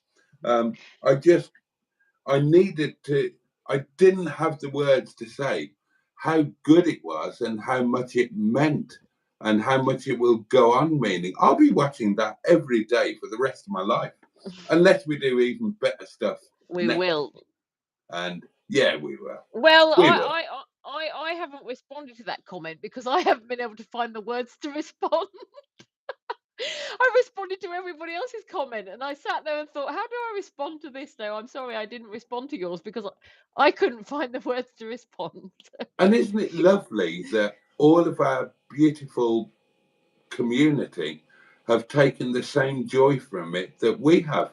People even said they had tears in their eyes. I know. Isn't that the best thing? And doesn't know. that show that we're doing something amazing with amazing people? And yeah. I mean, I can't believe it because it's, you know, people could think, well, that's not about me. I didn't go on that trip, so you know what I mean. But yeah, people did say that because I didn't expect it to be a particularly emotional video. I thought it's a bit of fun, few memories. I didn't expect it to stir, you know, tears into people's eyes. oh, I found it massively emotional. I really did. I really did, unexpectedly so. But yeah, very definitely. Very definitely. What a great year. Well, there's more to come. It's not the end. Oh, It's just yeah. the beginning. Yeah. That's basically a video of us when we first found our friendship, and now Yeah. there's going to be videos going on. You know, more trips, more fun. I mean, we've got all the Gullivers in the country to do this year. Oh, yeah, we've got plans. Yeah, we've got plans. All of the gullies. There's the secret project, which could just go. Yeah, I mean, you could have done with the secret project today. I was thinking that. But yeah, hopefully that will happen. And I mean, I'm oh yeah, maybe Barry. We were talking about that last night or whatever, weren't we? Potentially Oh, Barry. yeah. I didn't know that you were as into Gavin and Stacey as I Yeah, was. that's why I really wanted to do it. That's why I kept on hassling you and saying, "Do you know about it yet? Do you know yet? Do you know?" But then when it fell through, I thought, "Oh, well, never mind." You know. Would you rather do it just us two or with Sean? Don't mind. I absolutely don't mind. If Sean's available, happy to do it with him. Yeah, it'd be nice to do that with him. I mean, we could always do other places. Yeah. Oh, well, I'm up for going anywhere. I mean, I Little Lemon's dad used to take me to lots of places in the country, and I used to love that about, you know, having a partner who had a car who took me to lots of places. And I don't drive, so you know, when I split up with him, that kind of thing, those sort of adventures stopped, and I used to love that. So you know, I've got you now to do that for me. okay, well, maybe that will work because the day that we were going to do it with Sean, then they were actually filming the last Yeah, episode, they were. Yeah. as it turned out. So we wouldn't have really been able to do or access anything. Oh yeah, that's a point. So maybe Yeah. that's the way it was meant to be. So yeah, let's do what we plan to do. Let's do it with Sean. And If he's up for it. oh, he's up for it. When you say Emma's coming along, you might say like, "Oh no, I'd rather just go with you, Boaty." I can't do That's the the Welsh worst accent that I've ever heard. But no, it's totally. You know, he watches your videos, right? Well, I don't know how many he watches, but I do know that he has watched some because he commented on one. My first Vlogmas video, he put, "Here we go." Oh, did he? Yeah, he wrote, "Here we go." Oh, fair play. No, that would be a good three-way to do. Oh, and there's a Gavin and Stacey reference, the three-way. Do you remember the three-way? I'm trying to remember it, to be honest. It Remind was me. Dawny and Oh, Pete. yeah. And then they were getting another person in. Yeah, the black fellow. They were sort of, yeah, she was chatting to him, yeah. But then he left, didn't he? And she was all upset. Yeah, he rejected them because they were not as they projected themselves into pictures. Oh, we could have a proper Gavin and Stacey effect. When we thought we were going to be going there, I've got the box set. So I Me started too. watching. Me too. What's your favourite bit of the box set? I was going to say I started watching it again to refresh my memory, but I didn't get further than the first series. My favourite bit is all of the outtakes on the last DVD. I don't know if I've watched that, to be honest. Oh God, watch it. It's not just the outtakes, but there are cast interviews, and they're amazing. And honestly, it's the best bits of it. I love Gavin and Stacey. I'm such a nerd. Yeah, I mean, I don't have TV that's plugged into the aerial. So on Christmas Day, I'll probably have to watch it on iPlayer. I do have a TV license because sometimes we watch, you know, Little Lemon or whatever. I don't know how I'm going to watch it. I've got no idea how I'm going to watch it. I'll probably have to buy a TV license and watch it on iPlayer, I suppose. Yeah, I mean, that's how I'm going to have, because I won't be able to watch it when it's on the telly straight away. I think you have to wait till it's started before you can watch it on iPlayer. But then again, it's on Christmas evening, isn't it? Is it? I don't know. You know when they did the last one, the last one-off Christmas episode, where Nicola proposes to Smithy. I was with Boo then, and it was before we were living in Matlock, Bath, and I can't remember when it was, Christmas Eve or whenever, but we were at Boo's Christmas Day, yeah. Was it? We were at Boo's house in Leicester, and I cried like a baby, and she called me all of the fucking arseholes under the sun. First of all, she couldn't believe that I wanted to watch it. And then second, when I actually cried, God, she ripped it out of me. What do you think will have happened? What do you think happened? Did he accept the proposal? Oh, God. I think he did, and I think they're going to be showing us a few years down the line. He must have. It's the finish, isn't it? It's the finish. And nobody would accept it if the finish was they were still with unsuitable other partners. It's got to be the full. It'll probably be a crap episode, but it'll be the full tidy up where I've Gavin. read it's a tearjerker. Oh yeah, yeah, but yeah, they've got to get married. That's got to be the thing, hasn't it? What else could it be? We've done the Gavin and Stacey get older and have children and they're not having sex anymore. They've done all that. What else is there? Oh, there could be the big reveal over the fishing trip. Yeah. I don't think that will be revealed. I think that won't I don't think so. Because it's funnier if you don't know what happened. Yeah, and they couldn't come up with something to make it as funny as it should be. But I think Nessa and Smithy will have got married, and we're going to be seeing how their life has panned out since. So you know what's going on in their life then. So or maybe it'll just be the wedding, and it finishes at that. I don't think it will. I don't think it'll be the wedding because that would have happened back then. I don't think they'll show the wedding, or if they do, they might have it as a memory as opposed to. I suppose they could have had a long engagement, couldn't they? I didn't think of that. But yeah, that's the only. I don't watch TV, but that's something I am going to be watching because you have to. Oh yeah, I will pay my television license for 1 month just in order to watch that. When is it? Christmas Eve. I think it's Christmas Day, about 8. I don't know. I could look it up. Let's find out. Oh, do you know? Okay, if it's Christmas Day, see what time it is. I might do a live watch along if I'm back from work. Yeah, that could be a good idea. Yeah. Although of course I can't watch it live because well, I don't know if you have iPlayer, maybe you've got a TV license. I haven't got an aerial. I can only watch iPlayer. Yeah, I'll be the same. I can only watch it on iPlayer. Can't you watch it immediately? I don't know. Oh well, we'll watch it on catch up. We'll start the live at like 9 o'clock or whatever, 8 o'clock, 9 o'clock, and do a live watch along. God, I'm trying to find out when it's on. Radio Times. I'll try that one. Oh, God. Right. It's an advert. Release date. Oh, right. The Gavin and Stacey Christmas 2024 special will premiere on BBC One and iPlayer. Oh. At 9 p.m. on Christmas Day. Perfect. I will be home. Right, that's the start of the live stream then.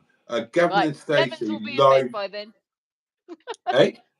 I'll get little Lemon to bed before that. Yeah, we'll do a live watch along of Gavin and Stacey. That'll be perfect.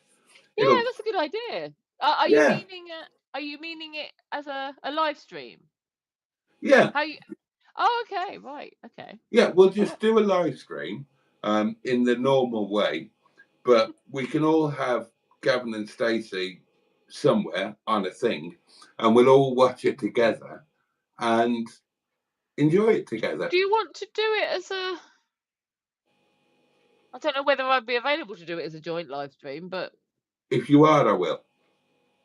All right. Well, I'll just have to see because Christmas Day could be. It depends. I think my biggest lemon's going, leaving my place late on, so he's not going to be staying over. So that will work, and I can put all the other lemons into their beds. If you want to do a joint and but you have to abandon it for an hour or whatever, then that's fine. I'll just carry it on. But set I it want up to watch somewhere. Gavin and Stacey. I do want to watch it, so yeah, I'll have to kicks Oh, them up let's to do bed. it as a live. Let's do it as the Christmas Day live. That would be And amazing. then, oh my God, then I was going to say, then I could leave it afterwards and leave you to it, but I might end up just staying on the live stream. Yeah, because I'm Christmas night for many years, even when I was with Mr. Jake's Little Lemon's dad and things like that, many years, Christmas night has been very lonely for me, quiet. Yeah. So yeah, I was going to pop onto your live stream anyway, but yeah, we could do that. We can do a watch along It'd and be then so chat much about. better if it was a joint. Just set it up and go off, do what you need to do. Yeah, And it could just be nip in a when you... relaxed thing, couldn't it? It could be like Yeah. not. It doesn't have to be like really formal, because I mean, I'll be wanting to watch the telly, so my camera will be facing a different way anyway, probably. And then yeah, like you said, we could yeah, just make it relaxed, and then if I needed to pop away, then I'll just pop away, and it would just be a chilled out one. Yeah. We could do that. Oh, cool. Let's do that. Now, it is now 15 minutes past 1. There were It a is. lot of comments that we haven't read. We're And not going to be able to read them, are we? no, we're not. We're just going to go, to be honest. Start saying your good nights, everybody. Apology. Well, you did make it clear that you'd had enough reading about boobs. So, I mean, I think that probably people recognise we weren't going to come back to the comments. Not 1:15. Right, so we apologise to everybody who has left a comment that that we have not read, and we would like to make clear that we are now not going to read them at 15 minutes past 1 in the morning. But we would both like to thank you massively for being with us tonight. We would like to thank those that gifted channel memberships. We would like to thank you for the super chat. We'd just like to thank all of you for being amazing. We'd like to welcome all of the new people to our community. Yes, welcome. And thank you to anybody who subscribed to me. If anybody has, I don't know. Be sure to subscribe to Emma Lemon. Hey? I've gained 8 subscribers during this live stream. Have you? So yeah. So Bloody yeah, hell. that's me. Emma Lemon is my name. Thank you very much to anybody who has subscribed to me. This is me, Emma Lemon. This isn't my channel. This is Boaty's channel. This is my channel. If you would like to go and subscribe, you'll be very welcome. I've had 2. Well, you know, you need to grow your chest a little. Seriously, it's lovely to see new people. Thank you so much for joining us. Remember, you are watching Emma and Boaty's Monday Night Live. We do this on a Monday night. I'm Boaty of the YouTube channel Boaty's World. My friend and co-presenter is Emma Lemon of the YouTube channel Emma Lemon. And we are all part of this community that are just amazing. And you know, if you don't join in with us, you're really missing out, to be honest. I think they are, yes. This is quite unique, I think. You know, I don't think you get many, well, in my experience, and you might do, but you know, I don't think you get many live streams like this, and you know, community live streams like this, particularly British. Yeah, you whenever don't get I've had a flick through the live streams, they're usually American. So you don't get this on Hubnut. You don't get this. And have you ever watched a Hubnut video? I bet you have.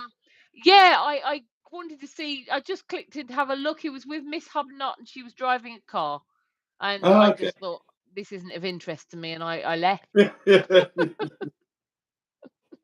Yeah, it's not my thing. Obviously, you probably could guess that. Let's say our good nights. It's stupidly late, isn't it? Well, yeah. Are you doing an after party? I'm just about to say that I'm going to have to go to bed because we've gone on later than I thought we would. So after this, I'm going to switch off my after. Yeah, there's not going to be an after party tonight. We've had the after party here. Okay. Because I mean, I've got, you know, at 7 o'clock, which isn't that far away, I have to get up and take little Lemon to school, and then I've got, you know, to be honest, I need to go to the city tomorrow and pick up Christmas presents and things. So I need to actually try and get some Zeds. Hopefully, Boaty, your evening hasn't been as disappointing as you know It's been was. a joy. It has been a joy. Not the joy I was hoping for, but a joy nonetheless. Good. And thank you very much, everybody, for watching for the last, what are we, like 3 hours and 20 minutes? Oh, God. That's 3 hours and 20 minutes we won't get back. No, Yeah. It's been lovely. Thanks, everybody. Any new subscribers?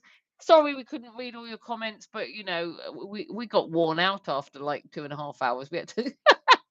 Yeah. We needed to chill out. And join us next Monday. Yes. Another Emma and Boaty's Monday Night Live, December the 23rd, 10 o'clock. Oh, and Saturday night, not sure what time it's starting yet, but from 9 o'clock onwards, I'm doing the M11 Christmas show.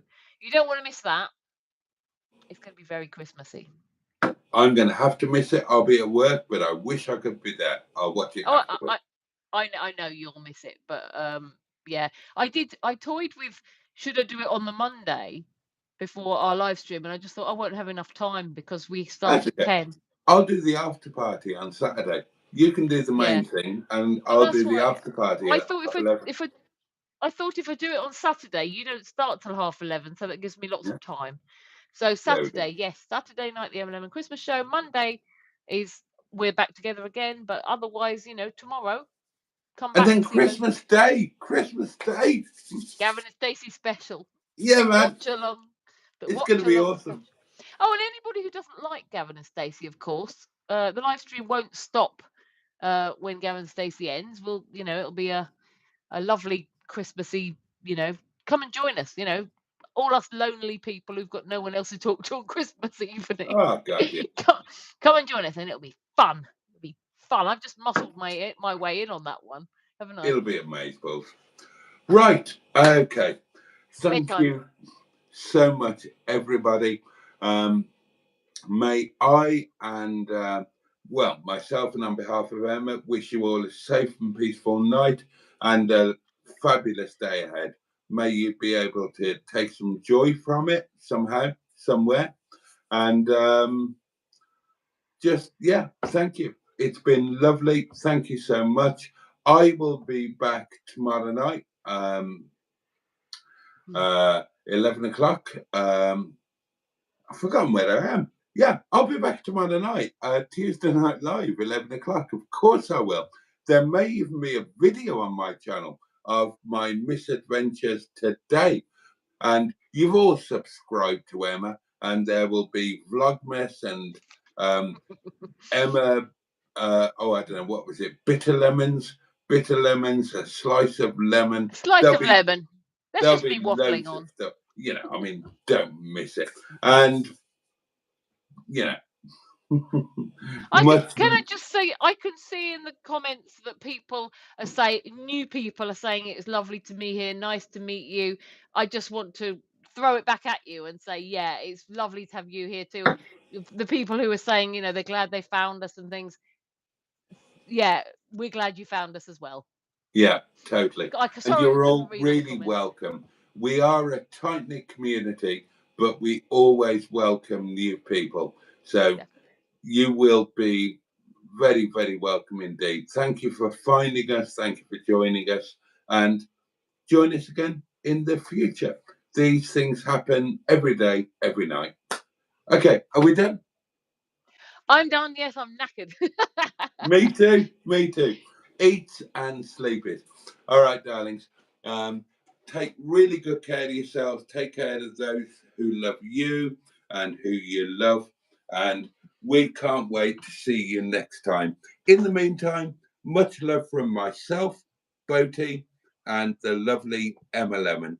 And we will catch you soon. Okay, good night. And on that note, Pachu, and indeed. Bosh. Oh, yeah. Bye-bye. Good night, guys. See you soon.